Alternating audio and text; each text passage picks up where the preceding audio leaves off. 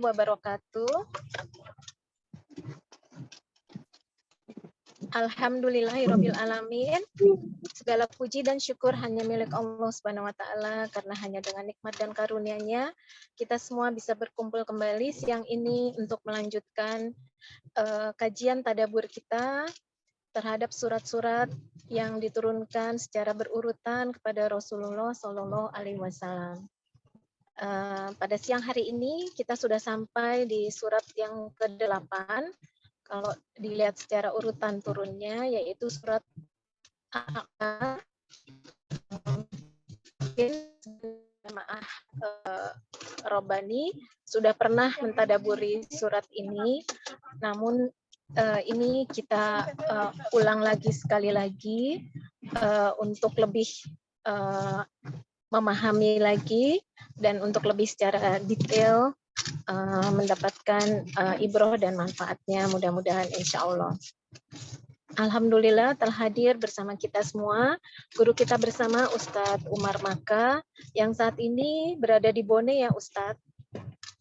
Mudah-mudahan walaupun di Jakarta kebetulan ini cuacanya hujan. Saya nggak tahu di Bone apakah cuacanya hujan atau tidak. Di sini hujan. Akhir-akhir ini memang sering turun hujan di jam-jam seperti ini. Mudah-mudahan jaringannya tidak terganggu dan kita semua bisa menyimak dengan maksimal. Silahkan dimulai Ustadz kajian tadabburnya siang ini. Ya, Masya Allah. Barakallahu fiik buat Mbak Ari dan seluruh pengurus Majelis Ta'lim Rabbani yang semoga senantiasa diistiqomahkan dalam penjagaan perlindungan Allah, dan doa ini juga bagi seluruh jamaah yang dirahmati oleh Allah Subhanahu wa taala. Mari luruskan niat dan kita lanjutkan insyaallah tadabbur Quran kita sesuai dengan urutan turunnya kepada baginda Rasulullah sallallahu alaihi wasallam. Ini memberikan kita pencerahan, ini menambahkan ilmu faedah kepada kita ketika membahas, mengkaji surah yang pertama-tama kali turun kepada Nabi tentang perkara hal yang Allah turunkan, Allah ajarkan, Allah fahamkan kepada Rasulnya, kepada orang-orang beriman di awal turunnya Al-Quran. Hari ini insya Allah kita akan mentadaburi surah ke-8, yaitu surah Al-A'la. Walau bagi jamaah yang sudah mengikuti dari awal tadabbur Quran kita, surah ini sepertinya sudah pernah kita bahas ketika kita mentadabburi 7 surah di dalam Quran yang diawali dengan tasbih yang biasa dibaca oleh Nabi. Akan tetapi ketika saya tanyakan apakah kita kemudian melompati surah ini, surah ke-8 kita langsung ke surah ke-9, pengurus kemudian tetap menganjurkan agar kita tetap membahas surah Al-A'la yang urutan turunnya adalah ke-8 kepada baginda Rasulullah sallallahu alaihi wasallam.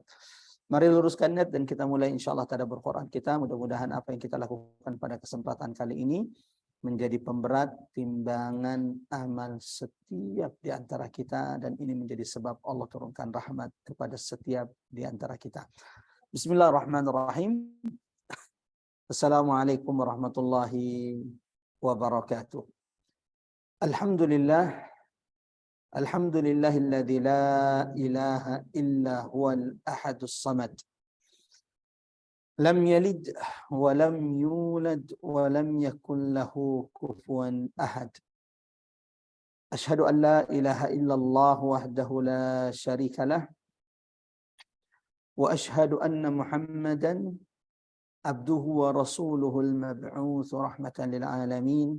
Allahumma salli wa sallim ala Muhammad wa ala alihi wa sahabatihi wa man tabi'ahum bi ihsan ila yaumiddin, amma ba'd. Allahumma irfa'na bil Qur'an, Allahumma anfa'na bil Qur'an, Allahumma 'allimna al Qur'an. Subhanak la ilma lana illa ma 'allamtana innaka antal alimul hakim. Qul inna salati wa nusuki wa mahyaya wa mamati lillahi rabbil alamin. Jamaah rahmat Allah, akhwatal iman, asanallahu ayyakum ajmain, ibu-ibu majelis ta'lim Rabbani yang semoga senantiasa dalam penjagaan, perlindungan, rahmat, taufik Allah dimanapun berada. Allahu Akbar, walillahil hamd, masya Allah, wala quwwata illa billah. Puji syukur hanya milik Allah yang kembali mempertemukan kita, mengkaruniakan kesempatan bagi kita bermajlis pada hari ini, hari Rabu ba'da salat zuhur. Melanjutkan pembahasan tadabbur Quran kita terhadap surah-surah yang diturunkan Allah kepada baginda Rasulullah sallallahu alaihi wasallam sesuai dengan urutan turunnya. Berulang-ulang kami ingatkan kepada jamaah yang dirahmati Allah bahwa penyusunan surah-surah dalam Quran ini sifatnya ijtihadi, bukan taufiqi atau tauqifi. Artinya bahwa ada perbedaan pendapat di kalangan ulama tentang turunnya surah atau turunnya beberapa surah, tentang urutan turunnya beberapa surah. Walau ada yang kemudian jemaah rahmatullah Allah Subhanahu wa taala yang hampir disepakati ulama tentang yang pertama kali turun, yaitu surah Al-Alaq. Akan tetapi jemaah rahmatullah Allah Subhanahu wa taala, apa yang sudah kita sampaikan dari awal, insya Allah ini adalah yang dikuatkan banyak ulama tentang urutan surah yang diturunkan Allah kepada baginda Rasulullah sallallahu alaihi wasallam. Mengawali tadabbur Quran kita pada kesempatan kali ini, saya ingin mengajak kepada seluruh jamaah yang telah bergabung mengawali majlis tadabbur Quran kita pada kesempatan kali ini dengan sama-sama mengagungkan asma Allah di majlis ini. Subhanallah walhamdulillah wala ilaha illallah, Allahu akbar. Mudah-mudahan Allah turunkan keberkahan kepada setiap di antara kita. Mudah-mudahan Allah turunkan rahmat di tengah-tengah majlis kita saat ini. Mudah-mudahan jamaah rahmat Allah, majlis pertemuan kita saat ini sedang dibangga-banggakan Allah di hadapan perkumpulan malaikat-malaikatnya. Dan mudah-mudahan setiap di antara kita akan disebut namanya oleh Allah di hadapan malaikat-malaikatnya. Allahumma amin. Allahumma amin ya rabbal alamin. Dalam Quran surah An-Nisa, surah keempat ayat 82, Allah Subhanahu wa taala mengingatkan kepada kita umat Nabi Muhammad sallallahu alaihi wasallam untuk senantiasa mentadabburi Al-Quran. Afala yatadabbaruna Al-Quran? Tidakkah mereka mentadabburi Al-Quran? Tidakkah mereka tergerak untuk merenungi, mentadabburi Al-Quran? Walau kana min 'indi ghairillah. Seandainya Quran ini datang dari selain Allah, lawajadu fihi ikhtilafan katsira. Maka sungguh mereka akan mendapati ada banyak kesalahan, perselisihan, ikhtilaf di dalam Al-Quran. Allahu Akbar. Tidak ada orang yang semakin mentadabbur Quran, semakin memperhatikan, merenungi keagungan ayat-ayat Allah, kecuali Allahu Akbar. Ia akan semakin merasakan kedahsyatan Quran, ia akan semakin merasakan keberkahan Quran. Sebagaimana jamaah rahmat Allah, Rasulullah sallallahu alaihi wasallam ketika di hadapan sahabatnya berkata, innal quluba tasda'. Hati manusia itu bisa berkarat.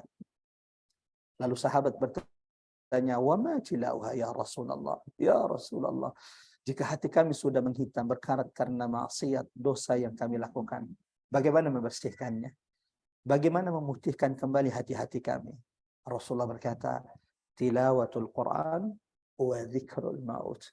Bagi hati yang sudah kotor, bagi hati yang sudah berkarat, memutihkannya satu dengan senantiasa membaca Al-Quran, yang kedua senantiasa mengingat akan kematian yang pasti datang kepada setiap makhluk, kepada mereka yang bernyawa. Kullu nafsin dha'iqatul maut.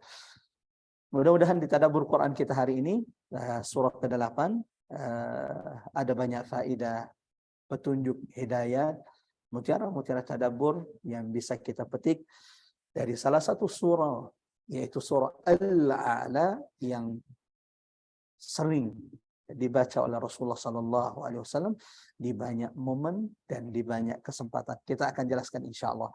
Namun sebelum itu jamaah rahmatullah Allah, sebelum kita memulai tadabbur Quran kita, sama-sama kita melembutkan hati kita dengan mendengarkan dan membaca surah Al-A'la ini.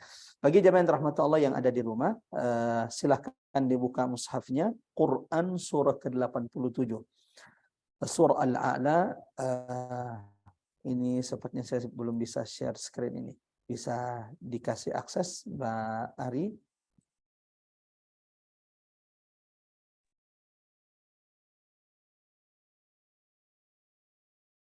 Ya, Mbak Ari bisa Ini diberi tafadhol. akses untuk oke.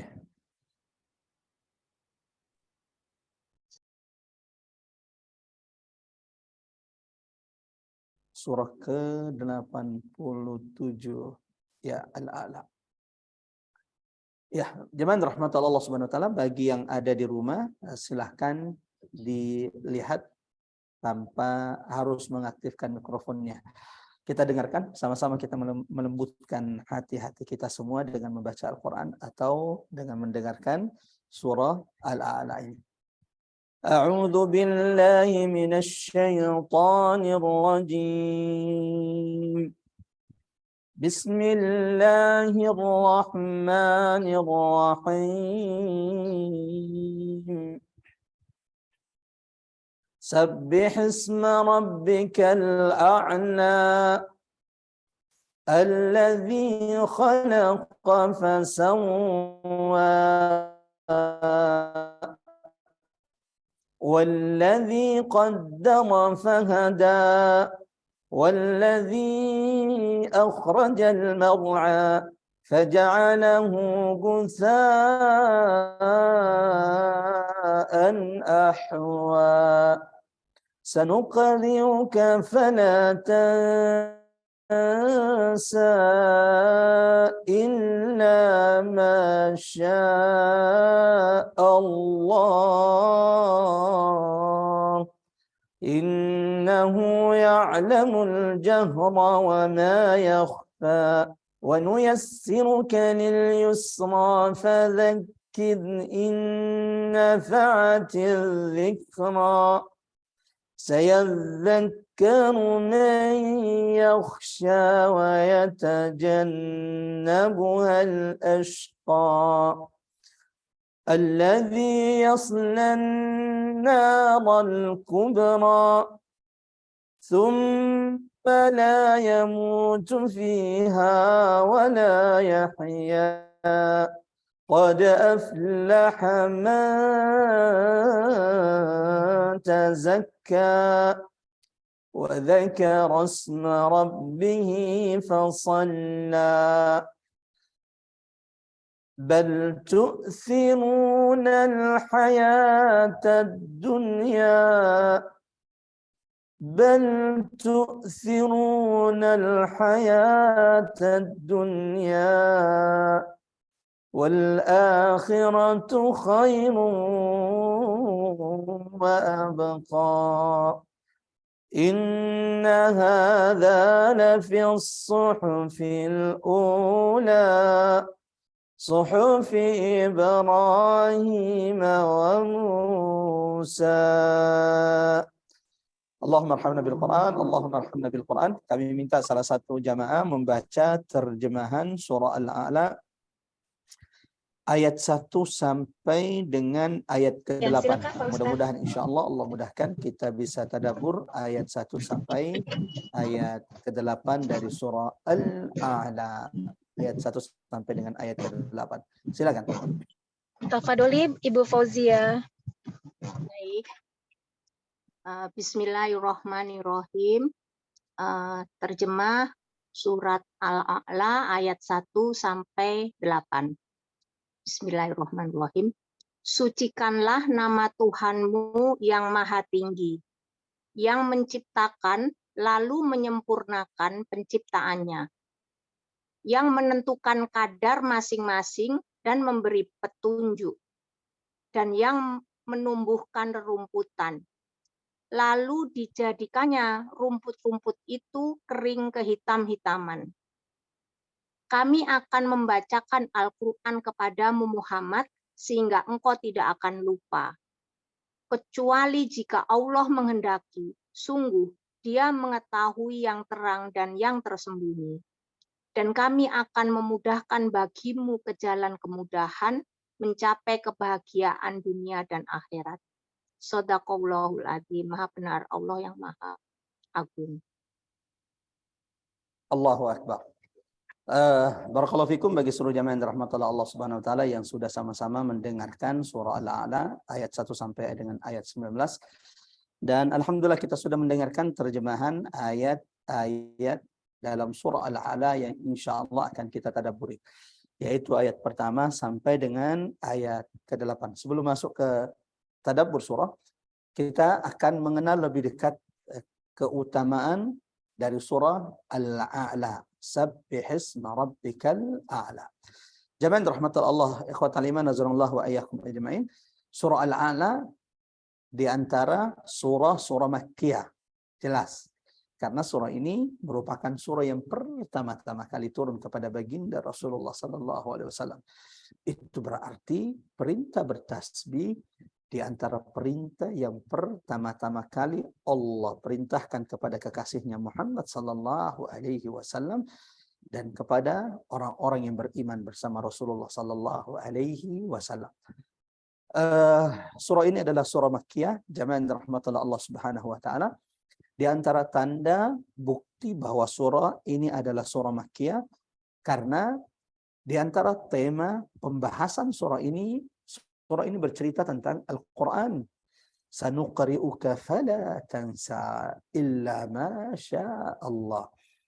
Surah-surah yang biasanya membahas tentang Quran, jemaah rahmatullah Allah, merupakan surah Makkiyah yang mengingatkan kepada orang-orang Quraisy yang saat itu mendustakan Quran agar beriman kepada Quran, dan mereka tidak punya alasan untuk tidak beriman kepada Quran. Quran bukanlah buatan Nabi Muhammad seperti yang mereka tuduhkan, seperti yang mereka fitnahkan.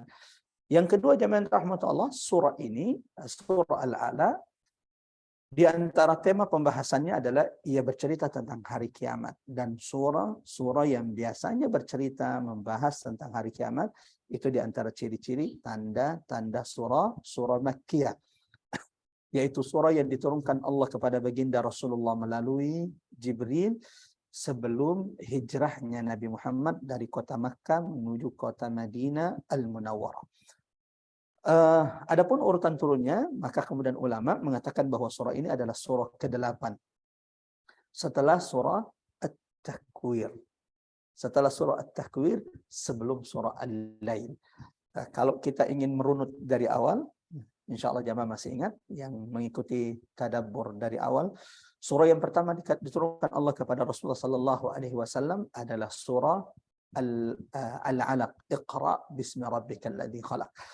Biasanya jemaah rahmatullah, jika Al-Fakir membawa rombongan umrah di Mekah ketika 5 hari, 6 hari di Mekah, maka biasanya menjadi kebiasaan kami untuk mentadaburi ada 4 surah yang pertama-tama kali diturunkan Allah kepada baginda Rasulullah, di mana 4 surah ini mencakup 4 hal, 4 perkara yang merupakan pondasi awal yang wajib dimiliki oleh setiap muslim, orang-orang yang beriman kepada Allah Subhanahu wa taala. Surah Al-Alaq, yang kedua adalah surah Al-Muddathir, yang ketiga adalah surah Al-Muzammil, yang keempat adalah surah Al-Qalam, yang kelima adalah surah Al-Fatihah, keenam adalah surah Al-Masad atau Al-Lahab, yang ketujuh adalah surah At-Takwir. Ini yang terakhir kita tadabburi di 2 pertemuan kalau tidak salah. Idza syamsu kuwirat. Salah satu dari 3 surah dalam Al-Quran yang menggambarkan peristiwa besarnya, mengerikannya hari kiamat, seakan-akan engkau melihat kiamat itu ada di depan matamu. Nabi SAW mengatakan, man sarrahu, barang siapa yang ingin melihat kiamat seakan-akan kiamat itu ada di depan matanya, maka hendaklah ia membaca 3 surah. Idza syamsu kuwirat, At-Takwir, idza sama'un syaqqat. Al-insyiqaq. Yang ketiga adalah idza sama'un fatarat, atau surah Al-Infitar. Dan betul, Masya Allah, ketika kita mentadaburi kemarin surah di pertemuan sebelumnya, surah At-Takwir, Allahu Akbar. Di awal surah At-Takwir, Allah menggambarkan secara detail peristiwa guncangan, peristiwa besar, yaumul qiyamah, hari kiamat, hari akhirat, hari di mana manusia dibangkitkan di hadapan Tuhannya untuk menerima balasan atas setiap ucapan dan perbuatan mereka di kehidupan di dunia ini. Surah ke-8 adalah surah Al-A'la, yang saat ini alhamdulillah Allah karuniakan kepada kita waktu, kesempatan, kemampuan untuk mengkaji, mempelajari surah Al-A'la ini. Yang merupakan surah yang ke-87 dalam urutan mushaf. Dari dalam urutan mushafnya surah ini adalah yang ke-87. Setelah surah At-Tariq, sebelum surah ini adalah Was-Sama'i Wat-Tariq, dan sebelum surah Al-Ghashiyah. Hal ataka hadithul Ghashiyah.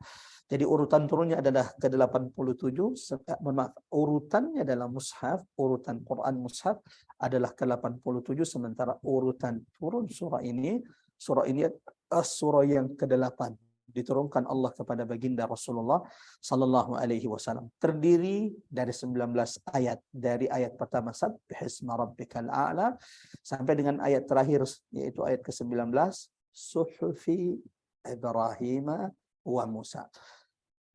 Ada banyak riwayat hadis menjelaskan bagaimana Nabi Sallallahu Alaihi Wasallam memberikan perhatian terhadap surah ini. Mohon dicatat, jangan sampai kemudian disalahfahami. Setiap surah di dalam Al-Quran memiliki keutamaannya, keagungannya, kelebihannya. Akan tetapi surah Al-A'la ini juga mendapatkan perhatian khusus oleh baginda Rasulullah Sallallahu Alaihi Wasallam. Di antara surah yang disenangi oleh baginda Rasulullah, di antara surah yang dicintai oleh Rasulullah Sallallahu Alaihi Wasallam, itu dibuktikan bagaimana Nabi Sallallahu Alaihi Wasallam senantiasa membaca surah ini di banyak momen, di banyak kesempatan. Bagi jemaah rahmatullah Allah Subhanahu Wa Taala, coba diingat-ingat atau yang tahu kapan kira-kira Rasul Sallallahu Alaihi Wasallam biasa membaca surah Al-A'la ini, Sabbihisma rabbikal a'la. Satu, di salat witirnya Rasulullah Sallallahu Alaihi Wasallam. Selamanya atau di banyak momen jamaah rahmatullah, salat witir Nabi bacaannya di rakaat pertama atau di antara surah yang dibaca Nabi dalam witirnya adalah Sabbihisma rabbikal a'la. Yang kedua jamaah rahmatullah ikhwatal iman azanallahu ayyakum ajmain, di antara kesempatan momen di mana Nabi sallallahu alaihi wasallam juga membaca surah ini Sabbihisma rabbikal a'la adalah di salat Jumat. Di salat Jumat, Nabi Sallallahu Alaihi Wasallam senantiasa membaca surah Al-A'la, di mana rakaat pertama salat Id, baik itu Idul Fitri atau kemudian Idul Adha, maka jamaah rahmatullah, bagi yang selama ini sering salat Id berjamaah, maka surah yang paling sering kita dengar dibaca oleh imam di salat Id adalah dua surah ini. Di rakaat pertama biasanya imam setelah Al-Fatihah, walau ini tidak menjadi kewajiban. Kalau kemudian ada imam membaca surah lain, itu sah dan tidak ada masalah. Akan tetapi Rasulullah Sallallahu Alaihi Wasallam di Al-A'yad, hari raya besar kaum muslimin, maka Nabi Sallallahu Alaihi Wasallam di rakaat pertama setelah Al-Fatihah akan membaca surah Al-A'la, Sabbihisma rabbikal a'la. Lalu kemudian di rakaat kedua setelah Al-Fatihah Rasul akan membaca Hal ataka hadithul ghashiyah. Allahu Akbar. Salat witir, kemudian salat Jumat. Yang ketiga, Nabi SAW senantiasa membaca surah Al-A'la ini di hari raya kaum muslimin. Terakhir sebelum kita masuk ke surah Al-A'la, jamaah rahmatullah Allah Subhanahu wa taala, kalau saya boleh bertanya kepada jamaah rahmatullah Allah, salat itu kan disyariatkan Allah setelah peristiwa Isra Mi'raj, kira-kira tahun ke-10 atau ke-11 dari kenabian, atau 10 tahun atau 11 tahun setelah diutusnya Rasulullah Sallallahu Alaihi Wasallam menjadi nabi. Pertanyaannya, sebelum disyariatkannya salat 5 waktu dalam peristiwa Al-Isra wal Mi'raj, Subhanalladzi asra bi'abdihi lailan minal masjidil haram ila al-masjidil aqsa. Sebelum peristiwa Isra Mi'raj, jemaah rahmat Allah, di mana kemudian dalam peristiwa ini perjalanan Nabi dalam Isra Mi'raj inilah salat 5 waktu itu disyariatkan Allah. Yang tadinya 50 waktu, lalu kemudian Nabi Muhammad meminta keringanan kepada Tuhannya atas masukan Nabi Musa alaihissalam. Sampai kemudian yang tadinya 50 waktu, ya Allah, 50 waktu menjadi 5 waktu. Walau ini keutamaan umat Nabi, 5 waktu akhirnya yang disyariatkan Allah, tetapi pahalanya sama dengan 50 waktu. Jadi tidak ada yang berkurang. Yang berkurang cuma jumlahnya akan, tetapi kebaikannya, pahalanya tetap Allah berikan kepada umat Rasulullah Sallallahu Alaihi Wasallam. Kembali kepada pertanyaan, apakah Nabi sebelum peristiwa Isra Mi'raj ini sudah sholat atau tidak? Saya berharap 1-2 orang dari jamaah ada yang menjawab. Sebelum peristiwa Isra Mi'raj sudah, apakah Nabi itu sudah melakukan, menegakkan sholat, atau Nabi itu tidak sholat kecuali setelah peristiwa Al-Isra wal Mi'raj? Ya, ada yang mau menjawab, ada yang berbagi faedah, dan saya mudah-mudahan insyaallah siapapun yang berbagi faedah, agar faedah yang diberikannya ini dibagikannya menjadi ilmu jariyah, bahkan setelah diwafatkan Allah Subhanahu wa taala akan terus mengalir pahalanya di sisinya. Oke, apakah sudah Nabi itu sudah sholat, atau nanti sholatnya itu setelah disyariatkannya sholat 5 waktu dalam peristiwa Al-Isra wal Mi'raj? Kalau yang ingin pakai suara juga boleh, tinggal raise hand, nanti insyaallah panitia akan mengaktifkan mikrofonnya. Ada yang mau berbagi faedah? Kami berikan kesempatan. Pak Ari dan seluruh jamaah yang dirahmati oleh Allah. Ya, ada jawaban dari Mbak Ari Sinta. Apakah Nabi sudah melakukan sholat sebelum peristiwa Isra Mi'raj? Jawabannya, ya. Dari awal diutusnya Nabi menjadi Rasul atau menjadi Nabi, Rasulullah sudah melaksanakan sholat. Allah sudah menurunkan sholat. Dan jelas ini sudah kita fahami ketika kita mentadaburi surah Al-Muzammil. Di mana di surah ini Allah. Ini kan surah ketiga yang diturunkan Allah. Al-Alaq, Al-Muddathir, Al-Muzammil. Surah Al-Muzammil adalah surah ketiga di mana di antara perintah Allah dalam surah ini, ya ayyuhal muzammil qumil laila illa qalila. Artinya, dari awal diutusnya Nabi Muhammad menjadi Nabi, Rasulullah sudah mendirikan salat. Walau sebagaimana riwayat dari Ibunda Aisyah radhiyallahu anha, di awal-awal kenabian salat itu hanya 2 waktu, 2 rakaat di siang hari, di pagi hari, dan 2 rakaat di sore hari atau di malam hari. Itu bentuk salat di awal-awal, sampai kemudian Allah syariatkan salat 5 waktu kepada umat Nabi Muhammad sallallahu alaihi wasallam, yang merupakan cahaya bagi siapapun yang menegakkannya di dunia ini. Nabi mengatakan as-salatu nur, salat itu cahaya bagi orang-orang yang beriman. Jemaah rahmatullah, yang ingin saya katakan bahwa ketika surah Al-A'la ini turun, Sabbih isma rabbikal a'la alladzi khalaqa fasawwa. Surah ini adalah surah yang ke-8 dalam urutan turunnya kepada Nabi sallallahu alaihi wasallam. Ketika surah ini turun, jamaah rahmatullah Allah, tahukah kita bahwa Nabi, sebagaimana yang dinukil oleh Imam Ibnu Katsir dan ulama-ulama tafsir lainnya dalam buku-buku tafsir mereka, bahwa ketika turun surah ini, yaitu surah Al-A'la, Sabbih isma rabbikal a'la, maka jamaah rahmatullah ikhwatal iman azanallahu wa iyyakum ajmain, Rasulullah sallallahu alaihi wasallam memerintahkan kepada sahabat-sahabatnya agar menjadikannya sebagai bacaan di waktu sujud. Maksudnya ayat pertama dari surah Al-A'la ini Rasulullah perintahkan kepada sahabatnya agar menjadi bacaan di waktu sujud. Maka semenjak turunnya surah ini, bacaan sujud Nabi dan umat Nabi Muhammad sampai hari ini, apa yang kita baca ketika kita sujud? Subhana rabbiyal a'la. Maha suci Allah, yang maha tinggi. Subhana rabbiyal a'la.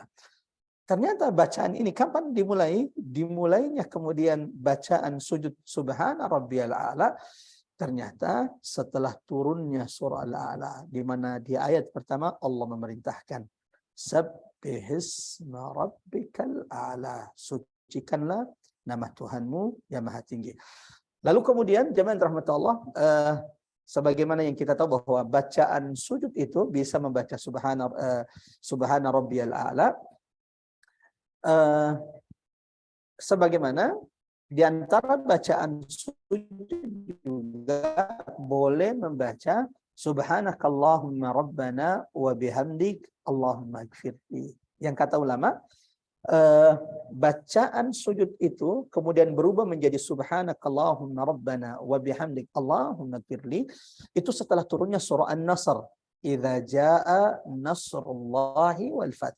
Dan surah ini termasuk surah yang pertama-tama kali, surah An-Nasr ini di antara surah yang terakhir turun kepada baginda Rasulullah sallallahu alaihi wasallam. Nah, setelah turunnya surah An-Nasr, Nabi juga kemudian memerintahkan sahabatnya untuk menjadikannya bacaan dalam sujud dan rukuk mereka. Subhanakallahumma rabbana wa bihamdik Allahumma ighfirli, mengingat bahwa di dalam surah An-Nasr Allah perintahkan fasabbih bihamdi rabbika wastaghfirhu. Fasabbih bihamdi rabbika wastaghfirhu. Subhanakallahumma rabbana wa bihamdi Allahumma ighfirli.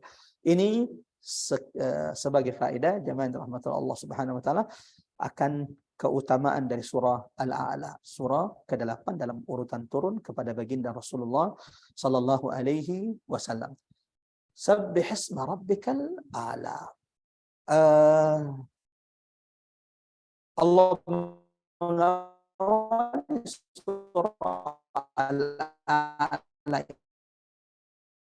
ini dengan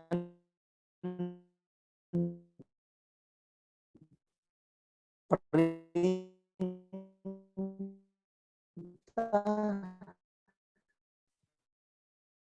untuk senantiasa mensucikan nama Allah, menjelaskan tentang keutamaan tasbih sebagaimana Rasulullah sallallahu alaihi wasallam menjelaskan tentang keutamaan bertasbih kepada Allah Subhanahu wa taala. Kalimat yang tidak susah kita ucapkan, subhanallah, subhanallah. Namun ternyata keutamaannya, pahala, kebaikan yang dijanjikan Allah begitu besar bagi siapapun yang senantiasa lisan mereka bertasbih kepada Allah Subhanahu wa taala.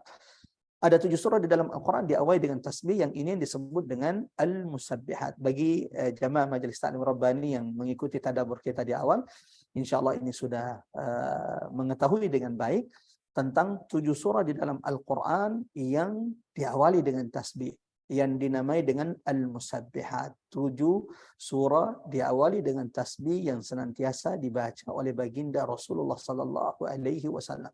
Bahkan kata Nabi sallallahu alaihi wasallam, fihinna, di antara 7 surah yang diawali dengan tasbih ini ada 1 ayat yang jauh lebih baik dari 1000 ayat dalam Al-Quran Al-Karim. Dengan cepat kita akan menyebutkan 7 surah yang diawali dengan tasbih. Yang pertama adalah surah Al-Isra. Subhanalladzi asra bi'abdihi, subhanalladzi asra bi'abdihi lailan minal masjidil harami ilal masjidil aqsa. Surah ini bahkan kata Ibunda Aisyah radhiyallahu anha hampir setiap malam dibaca oleh Nabi sallallahu alaihi wasallam. Yang kedua jemaah rahmatullah, ada surah Al-Hadid. Yang ketiga ada surah Al-Hasyr. Yang keempat ada surah As-Saff yang juga diawali dengan tasbih dengan menggunakan kata kerja lampau. Sabbaha lillah, telah bertasbih bagi Allah ma fis samawati wa ma fil ard. Yang kelima, jamaah yang dirahmati Allah, ada surah Al-Jum'ah. Yusabbihu lillahi ma fis samawati wa ma fil ard. Yang keenam ada surah At-Taghabun. Yusabbihu lillahi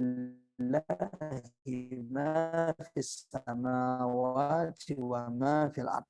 Dan yang terakhir, Al-A'la. Sucikanlah nama Tuhan wahai Muhammad. Rabbmu, Tuhanmu yang maha tinggi. Al-A'la. Jamaah rahmat Allah, ikhwatal iman azanallahu wa iyyakum ajma'in.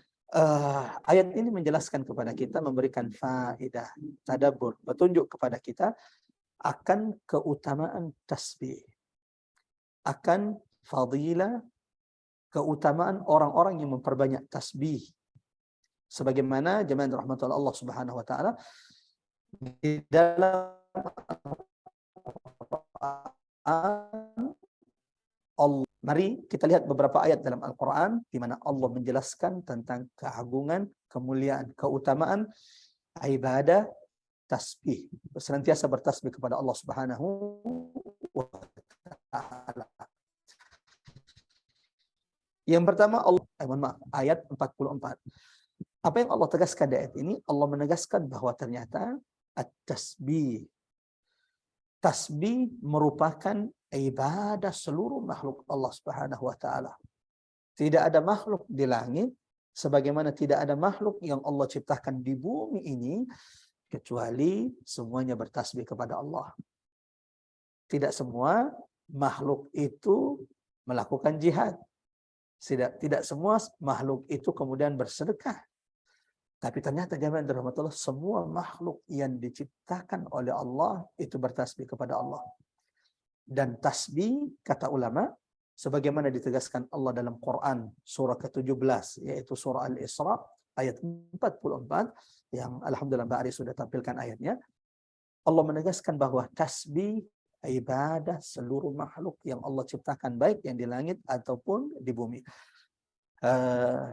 Dalam surah Al-Isra ayat 44 Allah berfirman, "Tusabbihu lahus samawatus sab'u wal ardu wa man fihin." Bertasbih kepada Allah. As-samawatus sab', 7 langit yang Allah ciptakan. Wal ard, sebagaimana bertasbih kepada Allah bumi yang diciptakan oleh Allah. Wa man fihi, dan siapa-siapa yang ada di langit dan ada di bumi semuanya bertasbih kepada Allah. Wa in min syai'in, tidak ada sesuatu kata Allah Subhanahu wa taala illa yusabbihu bihamdi, kecuali semuanya bertasbih kepada Allah. Lalu kemudian Allah mengingatkan kita, walakin la tafqahuna tasbihahum, akan tetapi kalian wahai manusia tidak mengetahui bagaimana makhluk itu bertasbih. Allahu Akbar.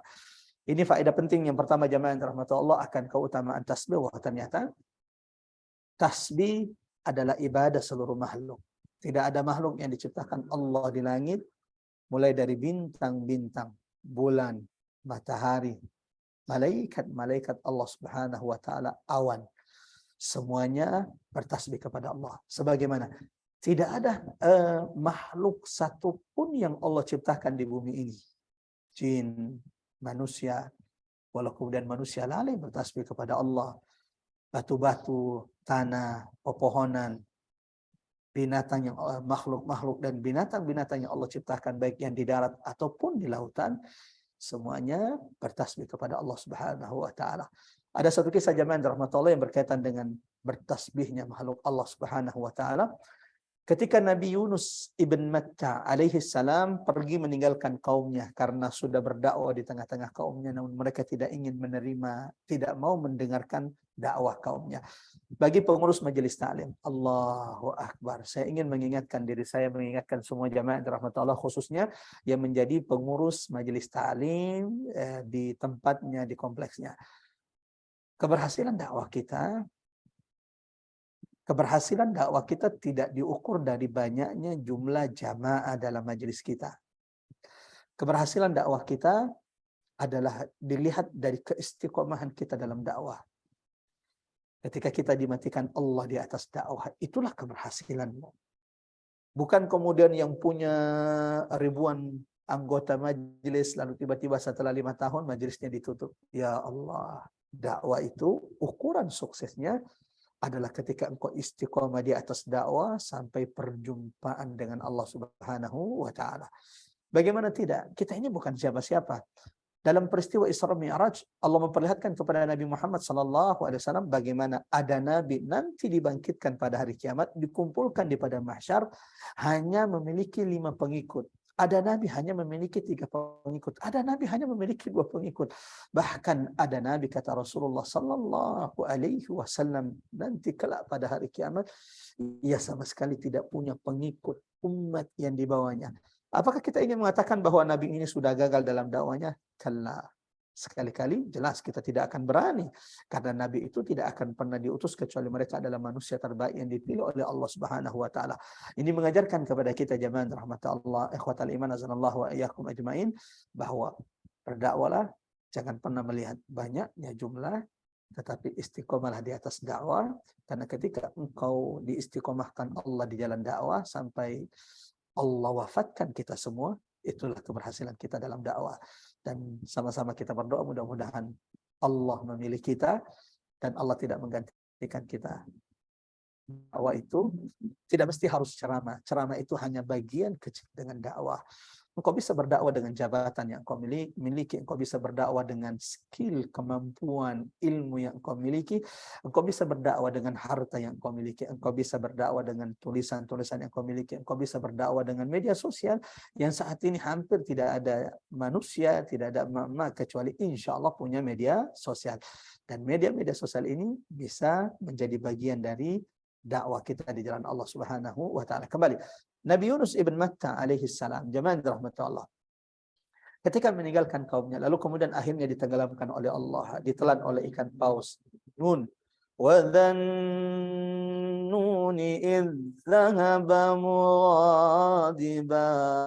Ingatlah ketika Yunus marah meninggalkan kaumnya. Fadhanna an lan naqdir alaih. Lalu kemudian mengira bahwa Allah tidak akan bisa memberikan peringatan kepada Yunus ibn Matta. Sampai kemudian setelah Yunus ibn Matta ditelan oleh ikan paus berada di kegelapan perut ikan. Ya Allah, kita tidak bisa membayangkan bagaimana gelapnya perut ikan tempat dulu Nabi Yunus ibn Matta berada. Dan itu peristiwanya di malam hari. Sudah di dalam perut ikan di malam hari. Lalu kemudian ikan paus itu membawa Yunus ibn Matta ke dasar lautan. Dasar lautan menurut para ilmuwan kondisinya amat sangatlah gelap. Jadi ini kegelapan di atas kegelapan. Kegelapan perut ikan, kegelapan malam hari, kegelapan dasar lautan. Kira-kira jamaah rahmat Allah, adakah tim SAR terbaik di dunia ini yang bisa menyelamatkan Yunus ibn Matta? Kalau kondisinya sudah seperti ini, tenggelam di malam hari, di dalam perut ikan pula, terus di dasar laut, dibawa oleh ikan ini di dasar laut. Pertanyaannya, adakah yang bisa menyelamatkan Yunus ibn Matta? Tim SAR terbaik di dunia ini? Jawabannya pasti tidak ada. Satu-satunya yang bisa menyelamatkan Yunus ibn Matta adalah dia yang menciptakan Yunus ibn Matta dan menciptakan ikan paus yang diperintahkan untuk menelan, bukan memakan Nabi Yunus. Jadi memang wahyu perintah Allah kepada ikan bukan untuk memakan. Faltaqamahul hut. Kata Allah, telanlah Yunus ibn Matta, bukan makan. Kalau makan kelar Yunus ibn Matta alaihi salam. Nah, Allahu Akbar. Saya ingin menyampaikan jamaah rahmat Allah dan dalil yang menguatkan bahwa ternyata seluruh makhluk itu bertasbih kepada Allah. Ketika Ibn Yunus sudah berada di dalam perut ikan paus di dasar lautan yang amat sangat gelap, sayup-sayup Yunus ibn Matta di kedalaman dasar laut mendengarkan tasbih kerikil-kerikil batu-batu yang ada di dasar laut. Dari sanalah Nabi Yunus kemudian terinspirasi untuk juga bertasbih kepada Tuhannya. Lalu kemudian Nabi Yunus membaca doanya yang diabadikan dalam Quran. Apa doanya? Tasbih. La ilaha illa anta anta la ilaha illa anta. Tiada Tuhan selain Engkau ya Allah, ya Rabb Tuhanku. Subhanak, Maha suci Engkau ya Allah. Inni kuntu minadh dhalimin. Dan Allah tegaskan dalam Quran yang menyelamatkan Nabi Yunus dari masalah beratnya, yang menyelamatkan Nabi Yunus dari kegelapan yang berlipat-lipat ini adalah tasbihnya. Sebagaimana Allah berfirman dalam Quran, "Falaula annahu kana minal musabbihin." Seandainya Yunus Ibn Matta bukan orang yang termasuk senantiasa bertasbih kepada Allah, la labitha fi batnihi ila yaumi yub'atsun. Yunus pasti akan terus berada di perut ikan sampai hari kebangkitan atau hari kiamat. Yang kedua, jemaah rahmat Allah, di antara ayat-ayat Al-Quran yang menjelaskan tentang keutamaan tasbih. Seluruh makhluk itu bertasbih kepada Allah Subhanahu wa taala, tidak ada makhluk yang tidak bertasbih, bahkan bebatuan, binatang yang ada di sekitar rumah kita, anjing, ayam, semuanya bertasbih kepada Allah. Lalu apa yang membuat kita kemudian enggan memperbanyak tasbih kita kepada Allah? Subhanallah, subhanallah, subhanallah wa bihamdihi subhanallahil azim. Yang kedua, jemaah yang dirahmati Allah, ikhwatal iman azanallahu ayyakum ajmain. Allah menegaskan dalam Quran bagaimana kemudian tak hanya langit dan bumi yang bertasbih. Bahkan ternyata ketika burung mengepakkan sayap-sayap mereka di langit, ya Allah, ternyata mereka juga bertasbih kepada Allah. Dalam Quran surah An-Nur ayat 41 Allah berfirman, Alam tara anna Allah yusabbihu lahu man fis samawati wa man fil ard. Tidakkah engkau mengetahui, tidakkah engkau melihat bahwa Allah bertasbih kepadanya siapapun yang ada di langit dan siapapun yang ada di bumi, wat tayru saffat, bahkan burung yang mengepakkan sayap-sayap mereka juga bertasbih kepada Allah. Qad alima salatahu wa tasbihahu wallahu alimun bima yaf'alun. Ini yang kedua, bahwa ternyata burung-burung yang mengepakkan sayap-sayap, ada banyak jumlah burung di atas muka bumi ini, semuanya bertasbih kepada Allah Subhanahu wa taala. Yang ketiga, jemaah rahmat Allah Subhanahu wa taala, dalam Quran surah Al-Ahzab, dalam Quran surah Al-Ahzab, surah yang ke-33 ayat 41, Allah menyeru orang-orang yang beriman. Ya ayyuhalladzina amanu. Wahai orang-orang yang beriman. Abdullah bin Mas'ud, terjemahan Al-Quran, berkata, jika engkau mendapati ada ayat dalam Quran yang diawali dengan ya ayyuhalladzina amanu, mohon dicatat faedah penting ini. Kata sahabat Rasulullah Abdullah bin Mas'ud, "Idza ra'aita Allah," jika engkau melihat Allah dalam Quran berfirman, mengawali firman-Nya, ya ayyuhalladzina amanu, wahai orang-orang beriman, fa'ar'ihi sam'ah. Kata Abdullah bin Mas'ud, maka dengarkan baik-baik ayat tersebut. Karena tidak ada ayat yang diawali dengan ya ayyuhalladzina amanu kecuali setelahnya hanya ada dua kemungkinan. Ada berapa ayat Ustadz dalam Quran yang diawali dengan ya ayyuhalladzina amanu? Kalau kita perhatikan dari surah Al-Baqarah sampai terakhir, maka jumlah ayat dalam Quran yang diawali dengan ya ayyuhalladzina amanu ada 89 ayat. Jadi ada 89 ayat Al-Quran diawali Allah dengan seruan kepada orang-orang beriman, ya ayyuhalladzina amanu. Kembali kepada perkataan Abdullah bin Mas'ud. Abdullah bin Mas'ud, jemaah rahmatullah, berkata, idza ra'aita Allah, jika engkau mendapati Allah di dalam Al-Quran berfirman, ya ayyuhalladzina amanu, bersabda ya ayyuhalladzina amanu, fa'ar'iha sam'ak, maka berikan pendengaranmu, dengarkan ayat itu dengan baik-baik. Karena setelah ya ayyuhalladzina amanu hanya dua kemungkinan. Khairun yu'maru bih, setelah ya ayyuhalladzina amanu ada kebaikan yang Allah perintahkan kepadamu wahai umat Nabi Muhammad, atau yang kedua ya ayyuhalladzina amanu, setelah ya ayyuhalladzina amanu ada keburukan yang Allah perintahkan engkau untuk menjauhinya.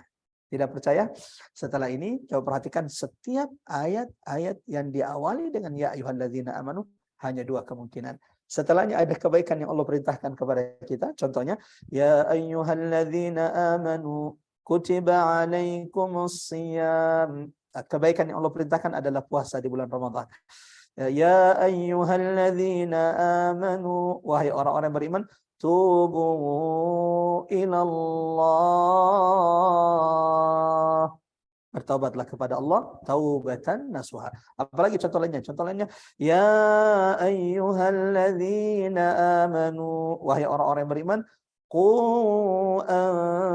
anfusakum wa ahlikum nara, jagalah, lindungi diri kalian dan keluarga kalian dari siksa neraka Allah. Yang kedua, setelah ya ayyuhalladzina amanu, cuman dua kemungkinan. Kalau bukan kebaikan yang Allah perintahkan kepada kita, yang kedua ada keburukan yang Allah perintahkan engkau untuk menjahilnya. Ya ayyuhalladzina amanu, wahai orang-orang beriman, la ta'kulu amwalakum bainakum bil batil. Jangan pernah kalian memakan harta di antara kalian dengan cara yang batil. Dan masih banyak contoh-contoh lainnya jamaah rahmatullah Allah Subhanahu wa taala. Yang ketiga jamaah rahmatullah Allah, ikhwatal iman azanallahu wa iyyakum ajmain. Tidaklah Rasulullah sallallahu alaihi wasallam menghadapi kesulitan.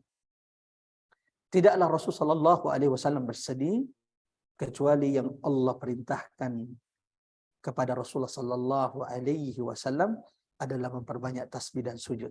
Ya Allah, fasabbih bihamdi rabbika wa kum minas sajidin. Nabi Muhammad sallallahu alaihi wasallam tidak mendapati kesulitan.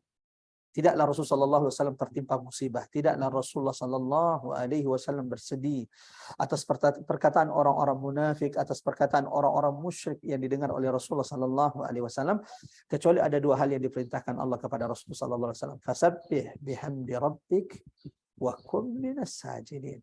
Agar senantiasa bertasbih.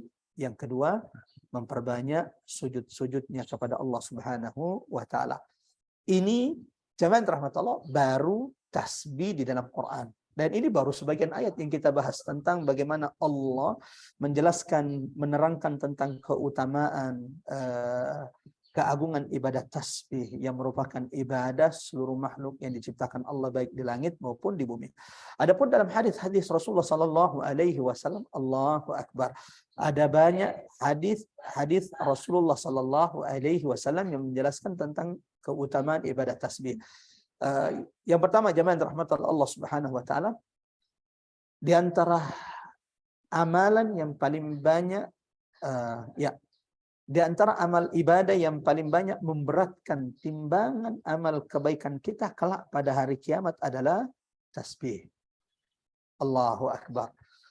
Tidak ada ucapan, perbuatan sekecil apapun kecuali kelak engkau akan melihat ia akan ditimbang di sisi Allah Subhanahu wa taala. Sebagaimana tidak ada kebaikan kita sekecil apapun kebaikan itu, bahkan walau ia sekecil dzarrah, kata Allah, faman ya'mal mithqala dzarratin, kecuali engkau akan mendapatkan balasan timbangan dari setiap kebaikan yang kita lakukan di dunia ini.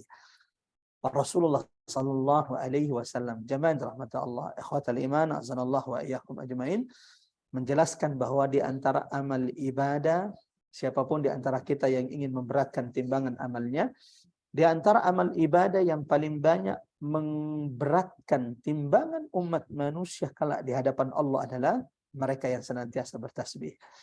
Dalam hadis diriwayatkan oleh Imam Bukhari dan Imam Muslim dalam sahih mereka berdua, Rasulullah SAW bersabda, kalimatan, ada dua kalimat, khafifatani ala lisan, mudah diucapkan oleh lisan, tidak sulit untuk dihafal. Siapapun bahkan yang sudah tua, yang sudah udzur, yang sudah susah untuk menghafal, insya Allah tidak akan mendapati kesulitan untuk menghafal, membaca doa yang kata Nabi SAW, dua kalimat, khafifatani ala lisan, mudah diucapkan oleh lisan, habibatani ilar rahman, amat sangat dicintai oleh Allah yang Maha Penyayang, Thaqilatani fil mizan, akan tetapi timbangannya amat sangat berat kelak di mizan. Apa itu? Ini saya kira sudah kita ketahui semuanya. Subhanallah wa bihamdihi subhanallahil azim. Hadis lain jemaah rahmatullah Allah Subhanahu wa taala, dalam hadis diriwayatkan juga oleh Imam Bukhari dan Imam Muslim. Allahu akbar. Tidaklah orang itu memperbanyak tasbih. Rasulullah sallallahu alaihi wasallam bersabda, barang siapa yang membaca tasbih, siapapun yang mengucapkan subhanallah wa bihamdihi sebanyak 100 kali dalam satu hari. Lama enggak kalau 100 kali? Insyaallah tidak lama. Subhanallah wa bihamdihi, subhanallah wa bihamdihi, subhanallah wa bihamdihi. Barang siapa yang mengucapkan subhanallah wa bihamdihi, kata Rasulullah sallallahu alaihi wasallam, 100 kali dalam sehari. Kata Nabi sallallahu alaihi wasallam, muhiyat anhu, maka akan dihapuskan dosa-dosanya oleh Allah Subhanahu wa taala. Muhiyat anhu sayyiatihi. Sampai di sini jamaah rahmatullah Allah Subhanahu wa taala. Ayat pertama surah Al-A'la, sabbihisma rabbikal a'la, kembali menjadi pengingat bagi kita akan keutamaan memperbanyak tasbih kepada Allah Subhanahu wa taala. Dan mudah-mudahan akhwatal iman, a'azzanallahu wa iyyakum ajmain, jamaah rahmatullah Allah Subhanahu wa taala, Allah mampukan lisan-lisan kita semua di antara lisan yang senantiasa bertasbih kepada Allah Subhanahu wa taala. Sabbihisma rabbikal a'la. Setiap orang-orang beriman, setiap kita jamaah rahmat Allah, diperintahkan mensucikan Allah dalam 4 hal. Di ayat ini kita diperintahkan Allah mensucikan nama Allah. Sabbihisma rabbikal a'la. Sucikanlah nama Tuhanmu, wahai Muhammad. Sebagaimana kita tahu jamaah rahmatullah Allah Subhanahu wa taala, Allah memiliki banyak nama. Dan kita diperintahkan mensucikan, mengagungkan nama-nama Allah Subhanahu wa taala. Pertanyaannya, bagaimana mensucikan nama Allah? Menghafal nama-nama Allah, memahami makna nama-nama Allah, Ar-Rahman, Ar-Rahim, Al-Malik, Al-Quddus, As-Salam, Ar-Razzaq, Al-Mannan. Bentuk mensucikan nama Allah atau cara mensucikan nama Allah, kata ulama, 1, menghafal nama-nama Allah. Ada berapa nama Allah? Yang Allah turunkan dalam Quran, yang Allah turunkan dalam kitabnya, yang Allah ajarkan kepada Nabi dan Rasul, yang Allah ajarkan kepada hamba-hambanya, ada 99 nama Allah yang maha indah. Walillahil asmaul husna. Dan Allah, dan milik Allah nama-namanya yang maha indah. Fad'uhu biha. Dan Allah sendiri yang memerintahkan, wahai orang-orang yang beriman, panggillah, bermunajatlah, memohonlah kepada Tuhanmu dengan menyebut nama-namanya yang maha indah. Dari sini jamaah rahmatullah akhwatal iman azanallahu wa iyyakum ajmain, ulama kita mengajarkan siapapun yang ingin segera diijabah doanya, siapapun yang segera ingin didengarkan doanya, siapapun yang segera ingin dikabulkan doa-doanya, salah satu rahasianya, salah satu tips, salah satu cara agar doa-doa kita segera diijabah oleh Allah, didengarkan oleh Allah adalah menyebut nama-nama Allah yang maha indah. Kembali, setiap orang beriman diperintahkan mensucikan Allah dalam 4 hal. Yang pertama, mensucikan nama-nama Allah sebagaimana yang Allah perintahkan di ayat ini. Sabbihisma rabbikal a'la. Sucikanlah wahai Muhammad nama Tuhan. Bagaimana kita mengagungkan, memuliakan, mensucikan nama Allah? 1, menghafalnya. Dan ini peringatan bagi kita, pencerahan bagi kita jamaah rahmatullah. Setelah ini kembali mengulang-ulangi asmaullahil husna. Ada berapa? Ada 99. Lillahi tis'un wa tis'una isman. Sebagaimana hadis Nabi SAW, Allah memiliki 99 nama, barang siapa yang memahaminya, menghafalnya, lalu kemudian memahaminya, mengamalkan kandungan dari nama-nama Allah yang maha indah tersebut, ia akan dimasukkan Allah ke dalam surga. Akan tetapi jumlah nama Allah keseluruhannya wallahu a'lam, tidak ada yang tahu. Karena ada nama-nama Allah yang diajarkan dan yang diajarkan, ada nama-nama Allah yang diajarkan kepada hambanya, ada nama-nama Allah yang maha indah yang diturunkan dalam kitab-kitabnya yang jumlahnya ada berapa? 99. Akan tetapi dalam hadis Rasulullah sallallahu alaihi wasallam juga menjelaskan bahwa Allah juga memiliki nama yang belum diajarkan Allah kepada hamba-hambanya. Kapan kita ketahui kalau begitu, Ustaz? Kelak jika kita dimasukkan Allah ke dalam surganya. Allahumma amin, Allahumma amin, ya Rabbal Alamin. Menghafal nama-nama Allah yang maha indah, ini PR kita yang pertama, untuk mensucikan nama Allah. Yang kedua, jamaah rahmat Allah, memahami nama-nama tersebut. Ar-Razzaq, dia yang maha pemberi rezeki. As-Sami', dia yang maha mendengar. Al-Basir, yang maha melihat. Yang ketiga, jamaah rahmat Allah, setelah kita menghafalnya lalu kemudian kita memahaminya, mengamalkan nama-nama Allah Subhanahu wa taala al-husna. Apa maksud mengamalkan? Mengamalkan kandungan nama-nama Allah Subhanahu wa taala.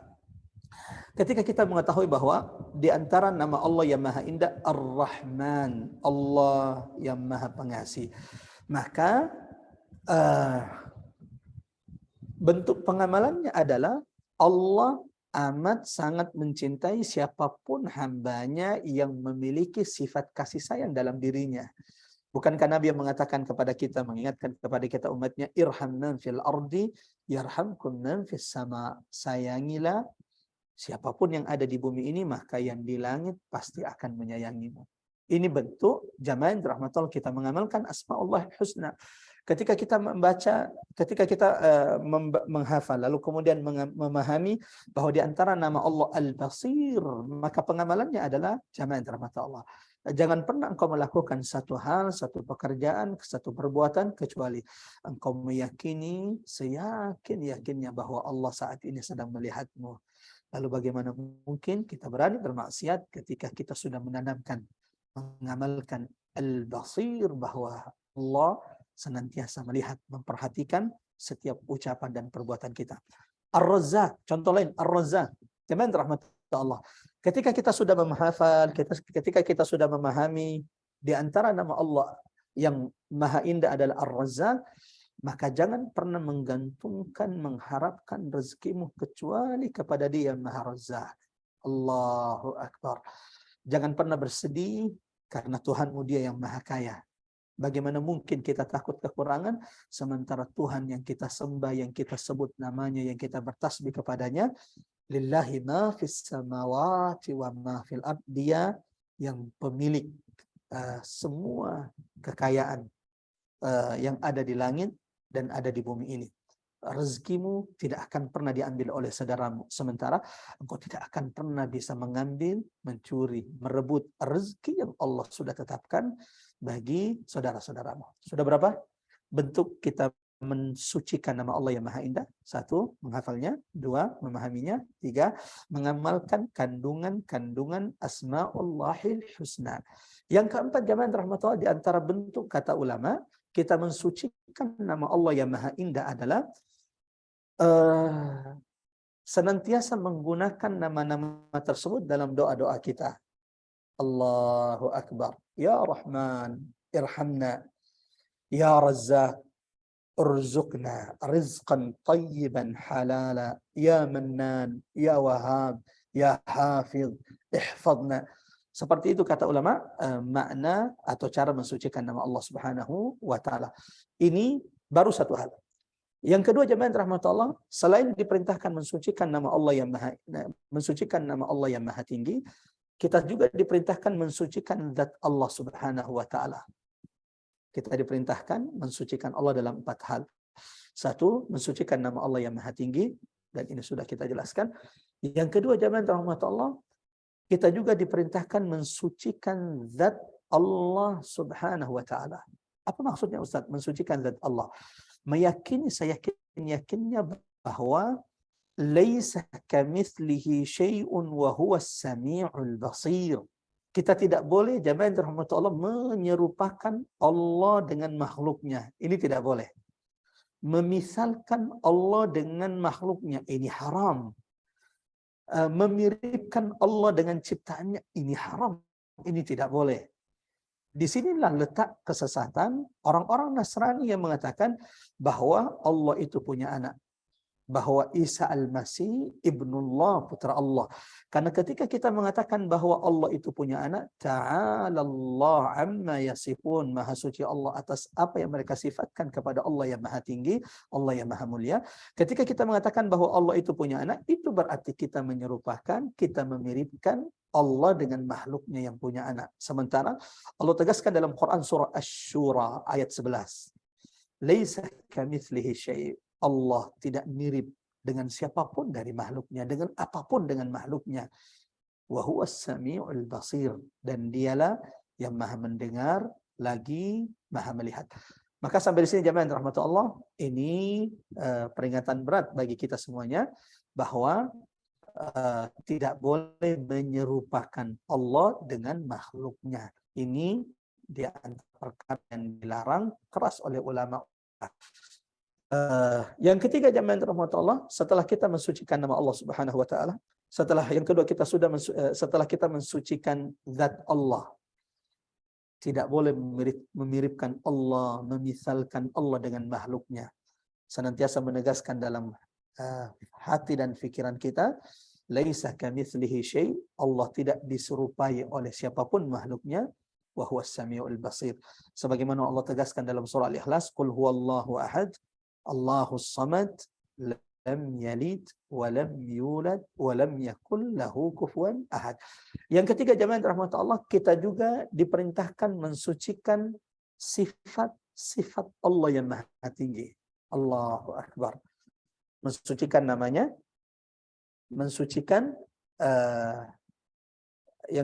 mensucikan zat Allah yang tidak dimiripi oleh makhluknya, walam yakul lahu kufuwan ahad. Jangan pernah membayangkan Allah itu seperti makhluknya. Ini bahaya. Ini bahaya. Ya. Ada hadis Nabi SAW, beribadahlah engkau, salatlah engkau seakan-akan melihat Allah. Jika engkau tidak bisa, maka salatlah engkau seakan-akan Allah melihatmu. Nah, disinilah kemudian tidak sedikit orang yang kemudian terjerumus dalam kesalahan jemaah rahmat Allah. Ketika dia salat, memaksakan ingin melihat Allah dalam salatnya. Padahal maqam dia itu belum sampai di situ. Jemaah rahmat Allah. Nabi sudah memberikan opsi, kalau engkau tidak bisa, jangan dipaksakan. Karena kalau orang sudah memaksakan, ia pasti akan memiripkan Tuhannya dengan makhluknya. Maka kalau sudah tidak bisa melihat Allah dalam salat kita, itu berarti kita bukan itu makamnya. Belum makam kita untuk sampai kepada beribadah seakan-akan kita melihat Allah. Maka Nabi mengatakan, ingat, kalau engkau tidak bisa melihat Allah, maka jadilah engkau orang yang salat Allah. Seakan-akan engkau merasakan, engkau melihat, seakan-akan engkau meyakini, merasakan bahwa Allah sedang memperhatikanmu, Allah sedang melihat ketika engkau salat. Ini perlu kita ingatkan jemaah rahmatullah, jangan sampai kita terjerumus dalam satu kesalahan besar, yaitu memiripkan, menyerupakan Allah dengan makhluknya. Padahal kita diperintahkan untuk mensucikan zat Allah Subhanahu wa taala. Yang ketiga, mensucikan sifat-sifat Allah Subhanahu wa taala yang maha tinggi. Yang keempat, jemaah rahmatullah, kita diperintahkan mensucikan perbuatan-perbuatan Allah. Jadi ada 4 hal. Mensucikan nama-nama Allah, mensucikan sifat-sifat Allah yang maha tinggi, bahwa ketika kita tahu Al-Karim, yang maha dermawan, yang maha memberi, adalah salah satu sifat Allah yang maha tinggi. Lalu kemudian kita melihat ada makhluk Allah yang juga dermawan, maka kita tidak boleh mengatakan, oh ini dermawannya seperti Allah. Tidak. Allah sifatnya maha tinggi dari seluruh makhluknya. Tidak diserupai oleh makhluknya. Yang ketika kita diperintahkan untuk mensucikan zat Allah Subhanahu wa taala, tidak boleh menyerupakan, memiripkan Allah dengan makhluknya. Yang terakhir, kita diperintahkan jamaah rahmat Allah mensucikan setiap perbuatan Allah. Bahwa semua perbuatan Allah, Allah Maha Bijaksana dalam semua perbuatannya, dalam semua ketetapannya kepada makhluknya, Allah Maha Bijaksana. Sebagaimana Allah Maha Adil atas setiap perilaku dan perbuatan-perbuatan Allah Subhanahu wa taala. Seorang muslim, seorang mukmin, ketika Allah takdirkan sesuatu untuknya, dia harus mengingat bahwa tidak ada perbuatan, tidak ada takdir, tidak ada ketetapan, tidak ada kehendak, tidak ada keinginan Allah yang terjadi kepadanya kecuali itulah yang terbaik di sisi Allah Subhanahu wa taala. Tidak ada perbuatan Allah yang buruk kepada kita. Allahu Akbar. Sehingga Nabi SAW mengingatkan kita, ajaban li amril mu'min. Orang mukmin itu ajaib perkaranya. Orang mukmin itu ajaib perkaranya. Apa? Idza asabathu sarra, kalau mereka tertimpa, kalau Allah takdirkan kebahagiaan, kesenangan bagi mereka, syakar, maka mereka akan bersyukur. Wa in asabathum darra, orang-orang beriman sebaliknya ketika mereka tertimpa kesulitan, kesukaran, musibah, sabar. Maka mereka akan bersabar kepada Allah Subhanahu wa taala. Kenapa? Orang beriman itu, ingat, kata Nabi, perkara orang beriman itu ajaib. Kalau kena nikmat, tidak ujub, tidak menyombongkan dia, tapi mereka bersyukur kepada Allah. Kalau mereka juga kena kesulitan, keburukan, mereka tertimpa kesulitan, kesukaran, engkau dapati mereka bersabar. Allahu Akbar. Kenapa? Orang beriman itu adalah mereka yang meyakini seyakin-yakinnya. Innallah fa'alun lima yurid. Allah itu maha berkehendak atas setiap yang diinginkannya. Allah Subhanahu wa taala maha adil atas setiap perbuatan-perbuatannya. Allah maha bijaksana atas setiap perbuatan-perbuatannya. Mudah-mudahan jamaah rahmat Allah Subhanahu wa taala ini menjadi pengingat bagi kita semuanya. Kita tidak berharap Allah menurunkan ujian yang berat bagi kita, tapi ketika ujian itu datang kepadamu,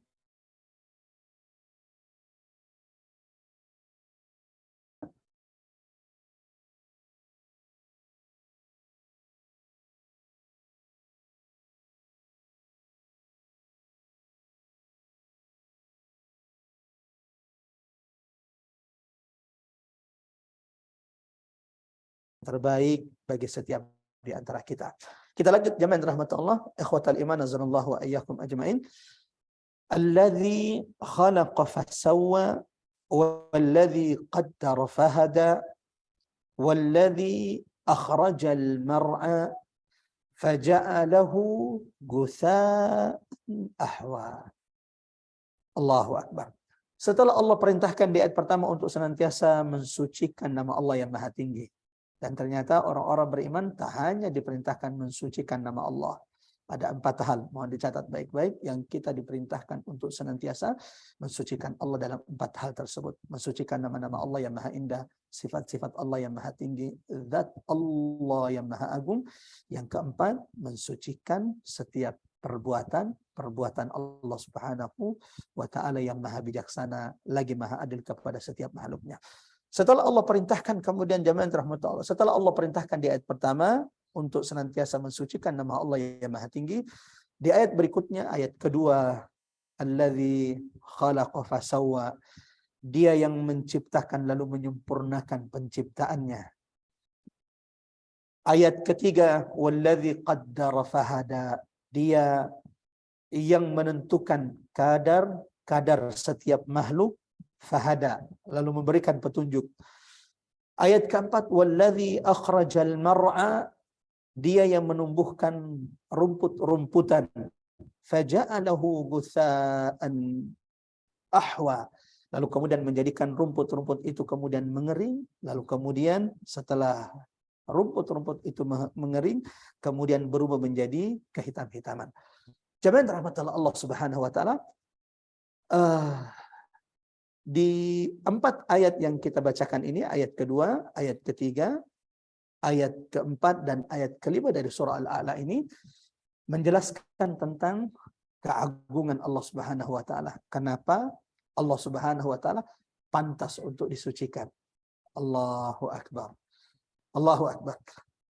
Ada 4 hal yang tidak akan pernah mungkin bisa dilakukan oleh makhluk satupun, sehebat apapun, bahkan tidak oleh malaikat.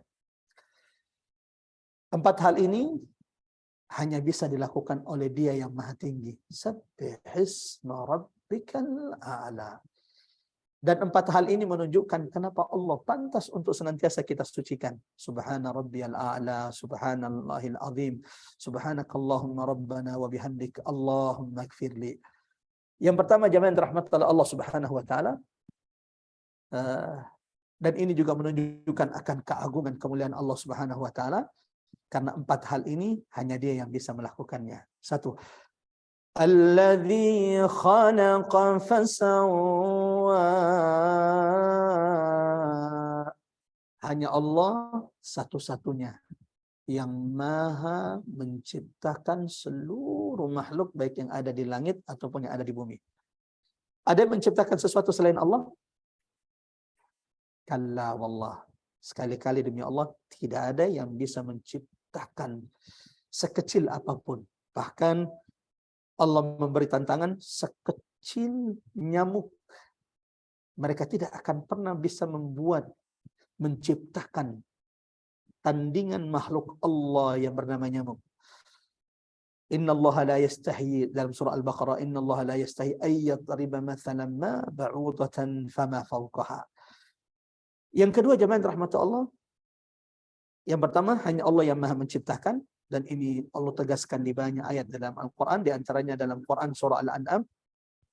Alhamdulillah maha suci Allah, Quran surah Al-An'am ayat pertama. Alhamdulillah maha suci Allah, alladzi khalaqas samawati wal ard, yang telah menciptakan langit dan bumi. Tidak ada yang menciptakan seluruh makhluk yang ada di langit dan di bumi kecuali Dia yang Maha Esa. Qul huwallahu ahad, Allahus samad, Dia yang Maha Tinggi. Sabbihisma rabbikal a'la. Yang kedua, alladzi khalaqa fasawwa. Tidak ada makhluk yang bisa melakukannya kecuali hanya Allah, Rabb kita semuanya. 1, menciptakan.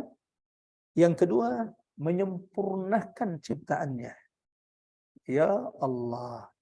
Sehingga engkau tidak akan mendapatkan celah pada setiap makhluk yang diciptakan oleh Allah. Afala yanzuruna ilal ibni kaifa khuliqat. Tidak usah terlalu banyak kita perhatikan. Coba perhatikan makhluk-makhluk yang Allah perintahkan untuk kita renungi, untuk kita perhatikan dalam surah Al-Ghasyiyah. Afala yanzuruna ilal ibni kaifa khuliqat. Tidakkah engkau melihat bagaimana Allah menciptakan onta, bagaimana Allah menyempurnakan penciptaan onta bagi manusia? Allahu Akbar. Tidak ada orang yang memperhatikan keajaiban penciptaan onta kecuali setelah itu dia akan mengatakan subhanak ma khalaqta hadza batila faqina adzaban nar. Kalau tidak percaya, coba lihat bagaimana Allah menciptakan langit. Afala yanzuruna ilal ibli kaifa khuliqat wa ilas samai kaifa rufi'at. Coba perhatikan bagaimana Allah menciptakan langit. Farji'il basara karratain. Coba berulang-ulang engkau lihat ke langit Allah yang Allah ciptakan begitu besar, dan Allah tinggikan langit tersebut. Coba ulang-ulangi pandanganmu ke langit. Hal tara min futur. Adakah engkau menemukan celah sedikit pun retak dalam ciptaan langit? Kalla wallah. Kenapa? Penciptaan langit sudah disempurnakan Allah. Belum cukup. Wa ilal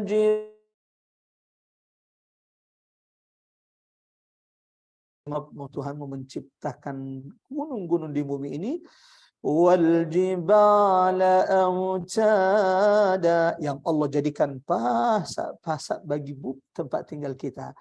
Coba perhatikan bagaimana gunung-gunung tersebut. Engkau mengira mereka tidak bergerak? Wa hiya tamurru marras sahab. Engkau mengira pasak-pasak bumi itu tidak bergerak, padahal kata Allah gunung-gunung yang ada di sekitar kita itu bergerak seperti bergeraknya awan. Allahu Akbar. Jemaah rahmat Allah. Dua. Alladzi khalaqa fasawwa. Hanya Allah yang Maha menciptakan seluruh makhluk. Maka pantaslah seluruh makhluk itu bertasbih kepada Allah. Subhanallah. Yang kedua, Allah yang telah menyempurnakan seluruh ciptaannya, maka pantaslah seluruh makhluk yang Allah sempurnakan ciptaannya, termasuk kita wahai manusia, memperbanyak tasbih kepada Allah. Bahkan manusia, makhluk yang paling disempurnakan oleh Allah. Laqad khalaqanal insan, dalam surah At-Tin, sesungguhnya kami telah menciptakan manusia. Coba perhatikan. Fi ahsani taqwim, dalam kesempurnaan terbaik ciptaannya. Allahu Akbar. Dari sini Nabi Muhammad SAW mengingatkan kita dengan keras, tidak boleh mencela, membuli, menghina fisik seseorang. Kenapa?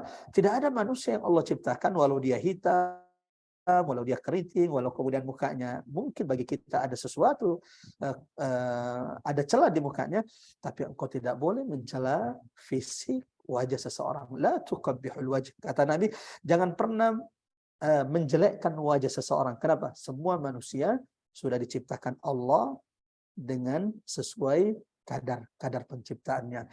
Allahu Akbar. Langit dan bumi sudah diciptakan Allah sesuai dengan sudah disempurnakan oleh Allah Subhanahu wa taala. Yang ketiga, walladzi qaddara fahada. Yang ketiga, hanya Allah yang maha kuasa, maha mampu menentukan kadar setiap ciptaan Allah. Allah yang menentukan kadar malam, berapa lama malam itu berlalu. Allah juga yang menentukan kadar siang, sehingga Allah maha tahu berapa jumlah, berapa jam, berapa lama siang itu yang dibutuhkan oleh manusia. Allah juga yang telah menentukan matahari dengan kadar-kadarnya. Ya Allah, Ya Rahman. Coba bayangkan jemaah rahmatullah. Seandainya ada error dalam penciptaan langit, lalu kemudian ada kerusakan di langit sehari saja. Enggak usah sehari ya. Sejam saja langit itu error. Matahari itu error, tiba-tiba dia mendekat kepada kita semua. Ya Rahman, Ya Rahim. Subhana rabbikal a'la. Subhana rabbiyal a'la. Subhana rabbiyal a'la. Maha suci Allah. Pantaslah makhluk itu bertasbih kepada Allah. Bagaimana tidak? Allah telah menentukan kadar-kadar terbaik atas setiap makhluk-makhluknya. Coba perhatikan apa yang dibuat oleh manusia, oleh makhluk. Sehebat-hebatnya pesawat, sehebat-hebatnya pesawat yang dibuat oleh manusia, ada saja errornya, sehingga kemudian terjadi kecelakaan pesawat. Orang-orang Jepang kemudian membuat kereta cepat. Nah, namun setiap buatan manusia itu pasti ada celahnya. Ada kadar yang kurang, ada kadar yang lebih. Yang Maha Kuasa menentukan ciptaannya sesuai dengan kadar yang dibutuhkan jemaah rahmatullah Allah Subhanahu wa taala. Ya. Mudah-mudahan Allah berikan kesembuhan. Dan ingat apa yang barusan kita menjelaskan, sabbih isma rabbikal a'la. Tidak ada yang Allah tetapkan, Allah takdirkan pasti yang terbaik insyaallah, dan semoga ada hikmah di balik ujian yang menimpa Ananda daripada Ibu Emi saat ini. Allahumma shfiha, Allahumma shfiha. Mudah-mudahan Allah segerakan kesembuhan. Kita lanjut jemaah rahmatullah. Yang ketiga, Allah yang maha kuasa. Hanya Allah yang maha kuasa menentukan kadar-kadar makhluknya, sehingga langit tidak runtuh, membinasakan kita semuanya. Subhana rabbikal a'la. Subhana rabbiyal a'la. Hanya Allah yang maha kuasa menentukan bulan dengan kadar sempurna penciptaan bulan. Allahu Akbar. Hanya Allah yang maha kuasa menentukan kadar sempurna penciptaan matahari. Sehingga matahari dari awal diciptakan Allah sampai detik ini tidak pernah mengalami error. Allahu Akbar. Allahu Akbar. Apa jadinya kalau kemudian matahari itu error? Lalu kemudian 1 jam sempat turun menghantam kita semuanya. Sadaqallahul azim. Sabbihisma rabbikal a'la. Alladzi khalaqa fasawwa. Walladzi qaddara. Yang menentukan kadar setiap ciptaannya. Yang keempat, jamaah rahmatul Allah Subhanahu wa taala, hanya Allah yang bisa melakukan ini. Walladzi qaddara fahada. Hanya Allah, jamaah rahmatullah Allah Subhanahu wa taala, yang maha kuasa memberi petunjuk kepada seluruh makhluknya. Allahu Akbar. Allahu Akbar. Allahu Akbar. Pernah melihat anak sapi yang baru lahir, lalu kemudian induknya datang, tiba-tiba kemudian ia mampu bisa menyusui dan kepada induknya. Siapa yang memberi petunjuk kepada anak sapi ini memahami apa yang harus dilakukannya supaya dia bertahan hidup. Sabbihisma rabbikal a'la. Allahu Akbar. Allahu Akbar. Siapa yang mengilhamkan kepada burung-burung? Jamaah rahmat Allah. Setelah mereka mulai tumbuh berkembang untuk mengepakkan sayapnya untuk mencari makan-makan mereka. Sabbihisma rabbikal a'la. Allahu Akbar. Ibu-ibu yang dirahmati Allah. Coba perhatikan ketika ibu melahirkan. Ketika istri saya contohnya juga melahirkan. Anak-anak kita melahirkan. Lalu bayi anak kita yang didekatkan dengan susu ibunya, dengan ASI ibunya. Allahu Akbar. 1 jam setelah ia dilahirkan, bahkan kurang dari 1 jam setelah ia dilahirkan, ketika didekatkan kepada ASI ibunya, tiba-tiba bayi itu tahu apa yang harus dilakukannya. Sehingga dia mulai meminum dari ASI ibunya. Pertanyaannya, siapa yang mengajari bayi ini apa yang harus dilakukannya? Jawabannya, Sabbihisma rabbikal a'la. Allahu Akbar. Allahu Akbar. Walladzi akhrajal mar'a faja'alahu ghusaa'an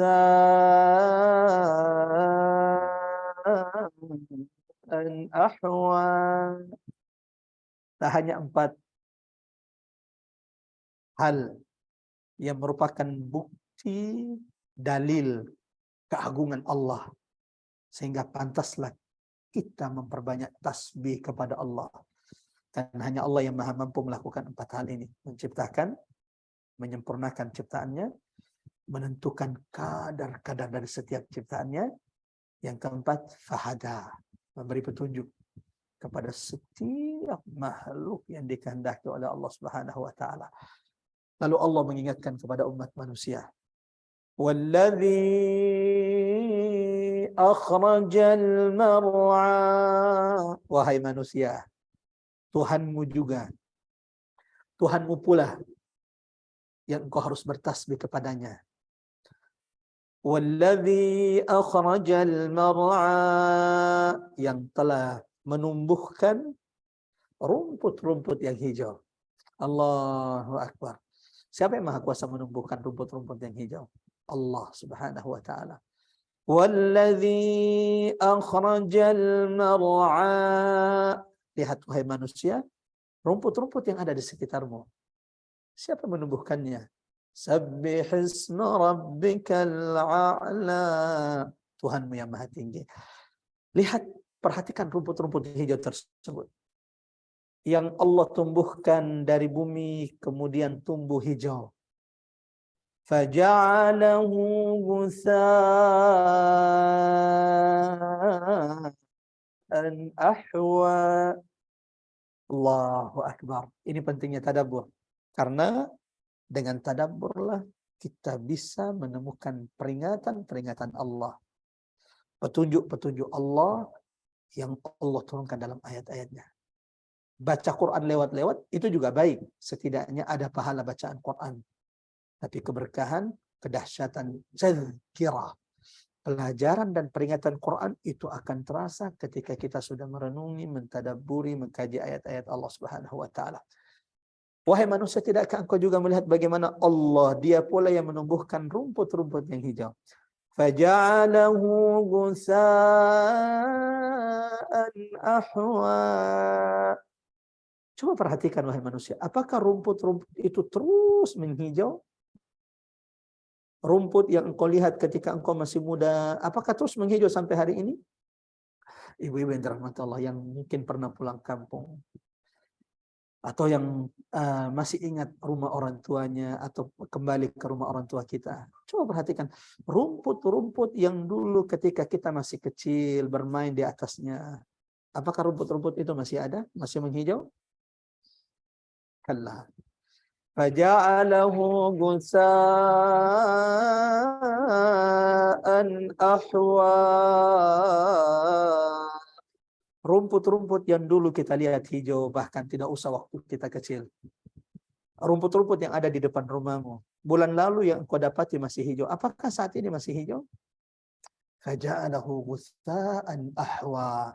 Dia telah dibuat Allah mengering, lalu kemudian mulai menghitam, lalu ia sirna, entah kemana. Apa yang Allah inginkan jemaah rahmat Allah? Sabbih isma rabbikal a'la.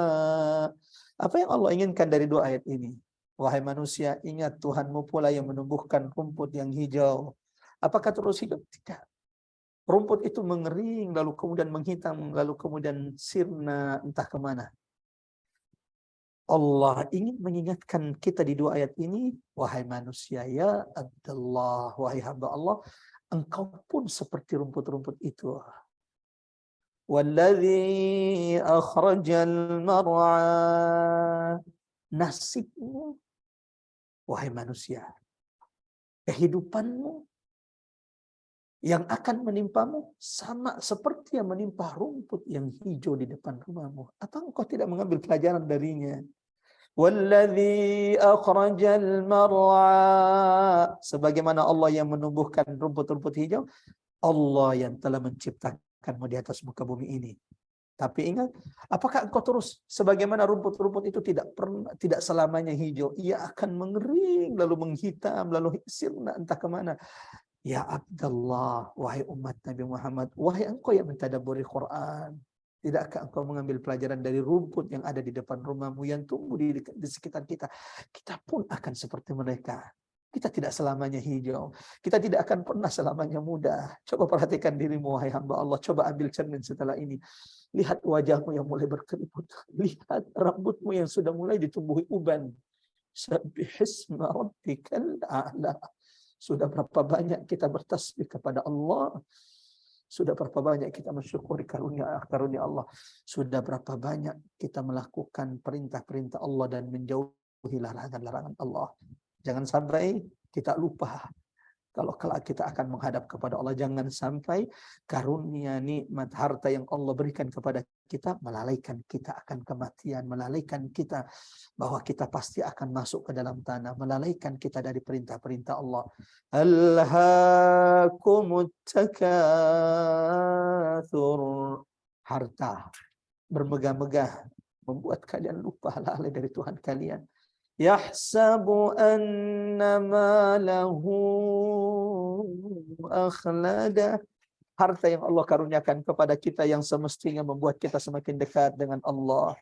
Harta yang Allah berikan kepada kita yang seharusnya semakin membuat kita dekat dengan ketakwaan, ternyata yahsabu anna malahu akhlada. Harta karun yang Allah berikan telah membuat kita lalai dari Quran, lalai dari peringatan-peringatan Allah, lalai dari sunnah-sunnah Rasulullah. Mengira bahwa harta karun yang Allah berikan kepada kita akan membuat kita kekal.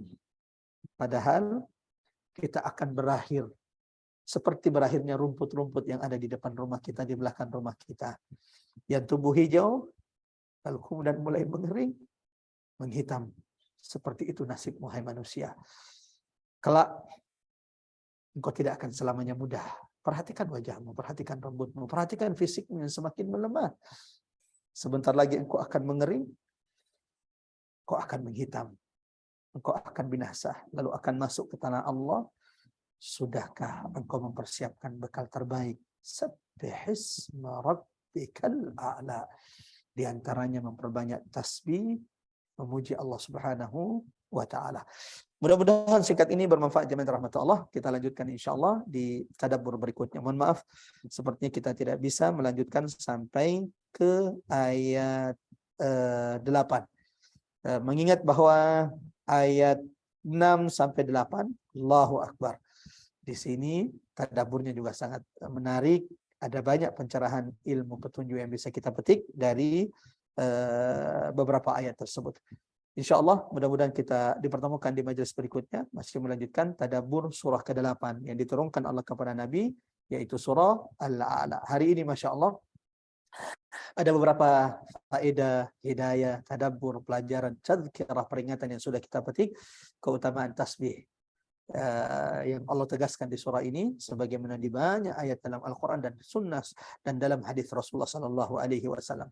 Yang kedua, kita diperintahkan untuk mensucikan Allah dalam 4 hal. Tak hanya mensucikan nama-nama Allah Subhanahu Wa Taala, tapi juga mensucikan zat Allah yang tidak diserupai oleh seluruh makhluknya. Mensucikan sifat-sifat Allah yang maha tinggi, mensucikan setiap perbuatan-perbuatan Allah yang maha agung, maha bijaksana lagi maha adil. Kemudian jemaah dirahmati Allah, surah ini juga mengajarkan kepada kita keagungan Allah Subhanahu wa taala, maka pantaslah seluruh makhluk itu bertasbih hanya kepada Allah. Ada 4 hal hanya Allah yang bisa melakukannya. Menciptakan, menyempurnakan ciptaannya, menentukan kadar setiap ciptaan. Yang keempat, memberi petunjuk kepada setiap ciptaannya. Lalu kemudian pelajaran terakhir yang sudah kita petik, Allahu Akbar. Ada banyak tanda-tanda keagungan kebesaran Allah di sekitar kita yang mengingatkan kita untuk senantiasa tunduk, takut, bertakwa kepada Allah. Di antaranya rumput yang Allah tumbuhkan di depan rumah kita, di belakang rumah kita, di sekitar kita jemaah rahmat Allah. Allah ingatkan kita dalam surah ini sebagaimana rumput yang Allah tumbuhkan menghijau, lalu semakin lama dia akan mengering, lalu menghitam, lalu entah kemana perginya. Wahai manusia, wahai hamba Allah, engkau pun akan bernasib. Engkau pun akan seperti rumput-rumput tersebut. Engkau tidak akan selamanya mudah. Engkau akan menua, engkau akan mengering. Lalu kematian itu datang membinasakan kita semuanya. Maka sudahkah kita menyiapkan amal-amal terbaik kita sebelum ajal kematian itu datang kepada kita semuanya. Seperti biasa sebelum kita jamaah rahmatullah Allah Subhanahu wa taala tutup dengan doa kafaratul majelis, kita sama-sama dulu baca surah Al-Asr, karena sahabat Nabi itu kalau bertemu tidak akan berpisah meninggalkan majelis kecuali mereka sudah saling berwasiat mengingatkan dengan membaca surah Al-Asr. Saya minta kepada host mengaktifkan mikrofon seluruh peserta dan kita sama-sama membaca surah Al-Asr. A'udzu billahi minasyaitonir rajim. Bismillahirrahmanirrahim. Wal 'asr innal insana الذين آمنوا وعملوا الصالحات وتواصوا بالصبر. Mudah-mudahan jemaah yang dirahmati Allah taala Al-Quran kita bermanfaat, menjadi pemberat amal timbangan kita kelak di sisi Allah. Kita tutup dengan doa kafaratul majelis. Subhanakallahumma wa bihamdik, astaghfiruka wa atubu ilaik. Wassalamualaikum warahmatullahi wabarakatuh. Waalaikumsalam warahmatullahi wabarakatuh. Silakan Mbak. Silakan yang ingin bertanya, ibu-ibu, apakah ada yang ingin bertanya? Iya, saya Mbak Ari. Ya, silakan Mbak Tesi. Ya, makasih. Assalamualaikum Pak Ustadz. Waalaikumsalam warahmatullahi wabarakatuh. Silakan Mbak Tesi, Masya Allah. Ya, ini saya ingin menanyakan tadi kan kalau nggak salah tuh Pak Ustadz menyebutkan kadar masing-masing ciptaannya itu Pak Ustadz ya. Nah, yang dimaksud kadar di sini apa ya Pak Ustadz ya? Kadar maksudnya masing-masing ciptaan Allah gitu maksudnya Pak Ustadz ya? Ya. Mohon ininya, mohon penjelasannya. Masya Allah. Terima kasih Pak Ustadz. Allah yang maha kuasa menentukan kadar-kadar ciptaan. Apa maksud kadar-kadar ciptaan, Ustaz? Menentukan kadar-kadar dari penciptaan tersebut sehingga kita tidak menemukan celah ketetapan bagi makhluknya tersebut. Contoh, rumah kita kalau kemudian tukang bangunannya itu salah takar, perhitungannya salah, tidak hati-hati dalam menentukan kesamaan takaran-takaran dalam pembangunan rumah kita ini, maka biasanya bangunan itu tidak akan tahan lama. Satu contoh, tukang bangunannya itu salah memperkirakan berat dari bangunan depan dari suatu rumah. Contohnya ada teras rumahnya, sehingga dia cuma memberi satu tiang penyangga atau dua tiang penyangga yang kecil, karena memperkirakan beratnya itu tidak, dua tiang kecil ini insya Allah cukup untuk menopang berat dari bangunan tersebut. Ternyata jamaah rahmatullah, setelah beberapa lama karena salah perkiraan, akhirnya bangunan itu roboh. Ini buatan makhluk, tapi tidak dengan ciptaan Allah. Ciptaan Allah itu kadar-kadarnya sudah tepat, ukurannya, ketetapannya. Allahu Akbar. Kadar ketetapannya itu sudah pas seperti yang dibutuhkan oleh makhluk-makhluk tersebut, sehingga kita tidak menemukan sedikit ada celah. Seperti itu kira-kira. Contoh lain, ibu-ibu yang dirahmati oleh Allah Subhanahu wa taala, kalau ibu biasa bikin makanan, biasa nggak kemudian keasinan atau kurang garam? Ya, itu karena kita manusia yang terbatas kemampuan kita, sehingga kadang perkiraan kita kemudian meleset atau salah. Tapi tidak dengan ciptaan Allah. Makanan-makanan surga, ketika manusia nanti meminum dari minuman surga, memakan dari makanan surga, Allahu Akbar, kadar makanan surga itu sudah sesuai dengan keinginan setiap makhluk. Seperti itu kira-kira penjelasannya. Wallahu a'lam bissawab. Silakan. Ya, syukron Pak Ustadz, sudah cukup jelas. Jadi bukan qadar, itu bukan ya. Jadi betul-betul bukan. takaran dari ciptaan Allah ya Pak Ustadz ya. Ya, jazakallahu khair Pak Ustadz, sudah cukup jelas. Silakan. Oke Pak Ustadz, sambil menunggu pertanyaan yang lainnya, mungkin pertanyaan saya minggu lalu, apakah sudah ada jawabannya Pak Ustadz? Ya, jamaah rahmatullah Allah Subhanahu wa taala, ikhwatal iman azanallahu wa iyyakum ajmain. Saya sudah mencari dalil apakah orang yang sudah mati itu masih mengulang-ulangi bacaan Qur'annya ketika di kuburannya. Wallahu a'lam alam. Keterbatasan saya belum menemukan dalilnya. Wallahu a'lam bishawab. Akan tetapi bahwa Quran akan menjaga, melindungi orang-orang yang membacanya, itu jelas. Dalilnya sahih.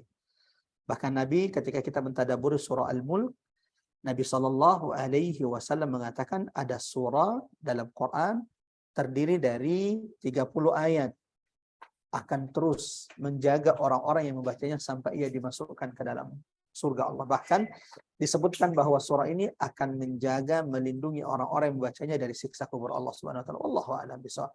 Sebagaimana jamaah rahmatullah, tidak diragukan siapapun yang pernah mengajarkan Quran atau berkontribusi dalam pengajaran Quran.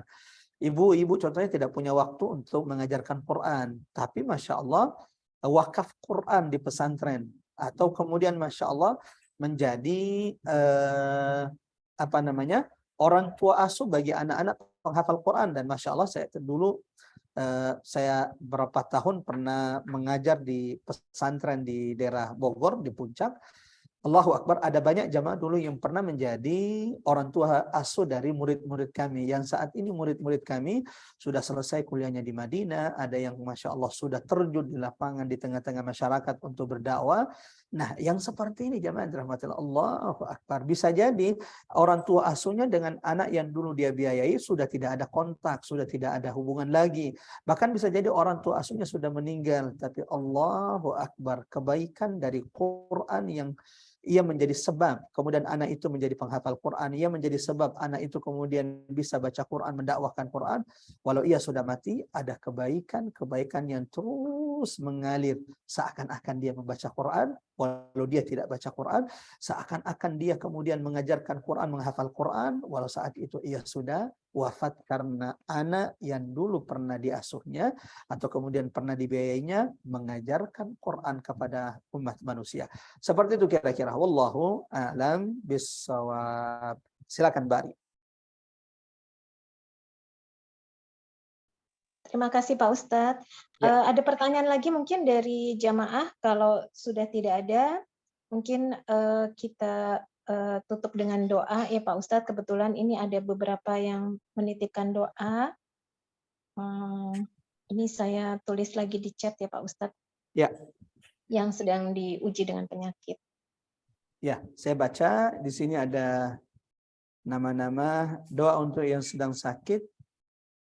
Oh, ini berulang ya. Ada Mas Ginanjar, ada Ibu Wandah jamaah Syafakillah dan Mas Ginanjar Syafahullah. Ada Ibu Sri Kuspi, ini mertua adik Arisinta Syafahullah. Anak Ibu Yofi, semoga Allah segerakan kesembuhan. Putri Almira Eriana binti Erwin Perkasa, mudah-mudahan Allah segerakan kesembuhan. Kita cek kalau masih ada lagi nama-nama yang masuk. Ya, ada 5 nama yang masuk kepada kita. Jemaah rahmatullah Allah, saya mengajak kepada seluruh jemaah masih hadir untuk sejenak mendoakan kebaikan kesembuhan bagi saudara kita.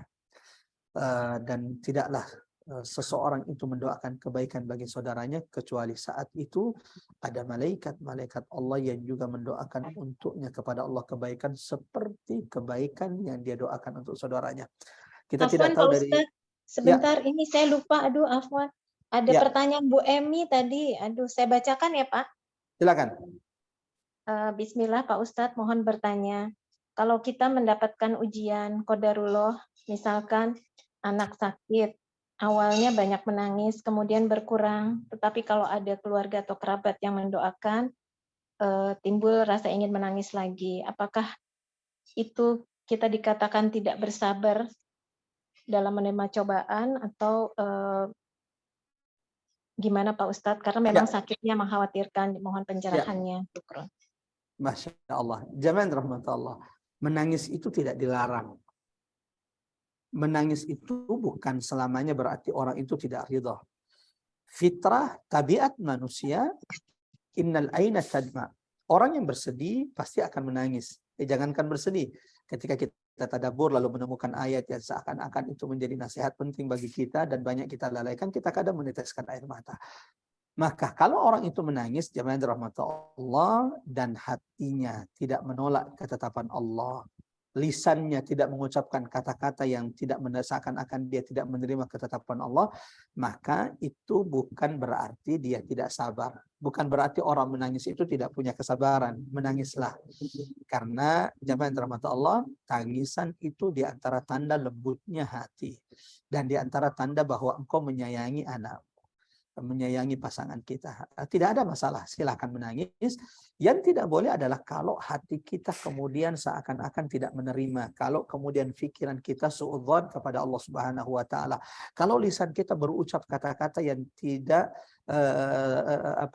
disukai oleh Allah Subhanahu wa taala. Kenapa ya Allah, ini kok lama sekali sakitnya?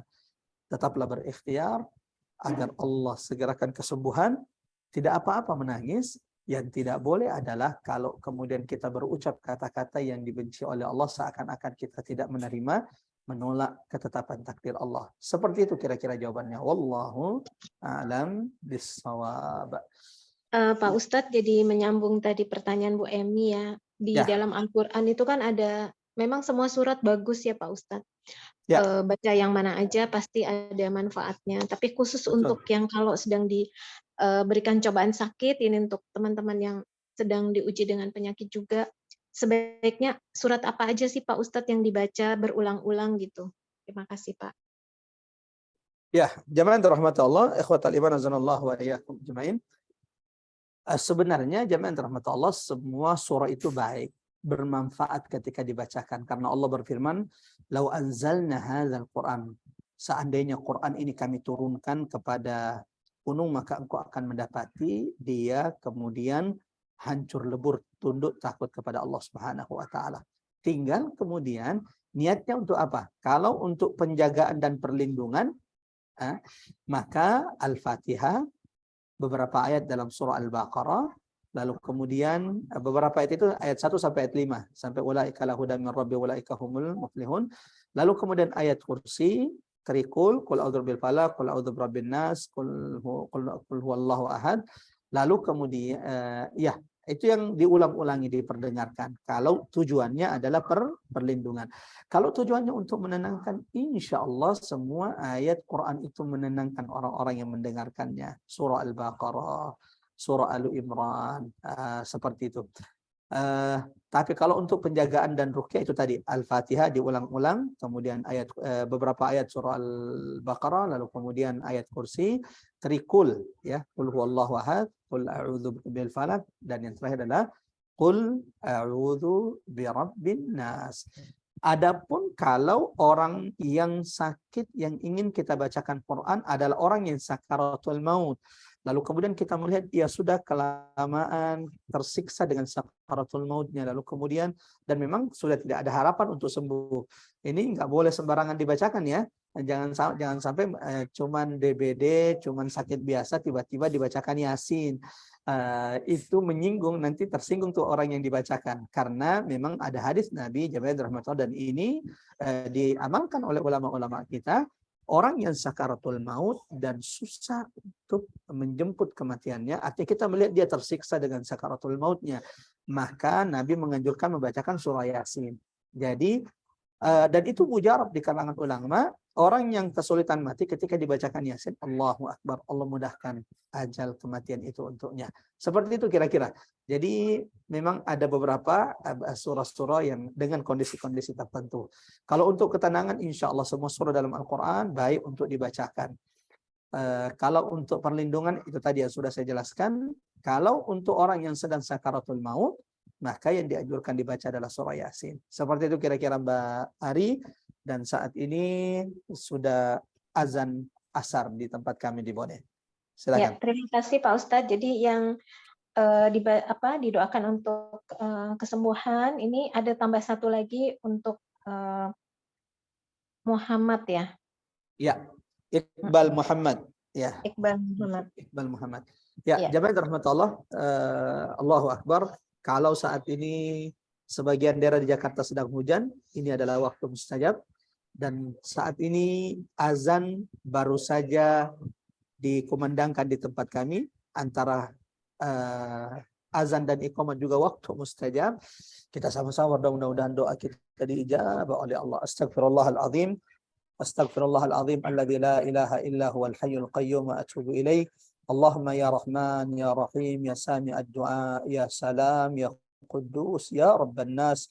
Allahumma adhibil ba's, ishfi anta syafi, la shifaan illa shifa'uk, shifaan la yughadiru saqaman wala alama. Allahumma ya Allah, ya Rabb, ya Tuhan kami, hanya kepadamu ya Allah, wahai yang maha mendengar, wahai yang maha melihat, wahai yang maha mengabulkan setiap doa-doa hambanya, wahai yang maha kuasa atas segala sesuatu, wahai maha penyayang, wahai Tuhan manusia. Kepadamu kami bermunajat memohon kesembuhan untuk nama-nama yang telah kami baca ya Allah. Karuniakan kesembuhan untuk mereka ya Allah. Angkat penyakit mereka ya Allah. Engkau yang maha kuasa ya Rahman ya Rahim.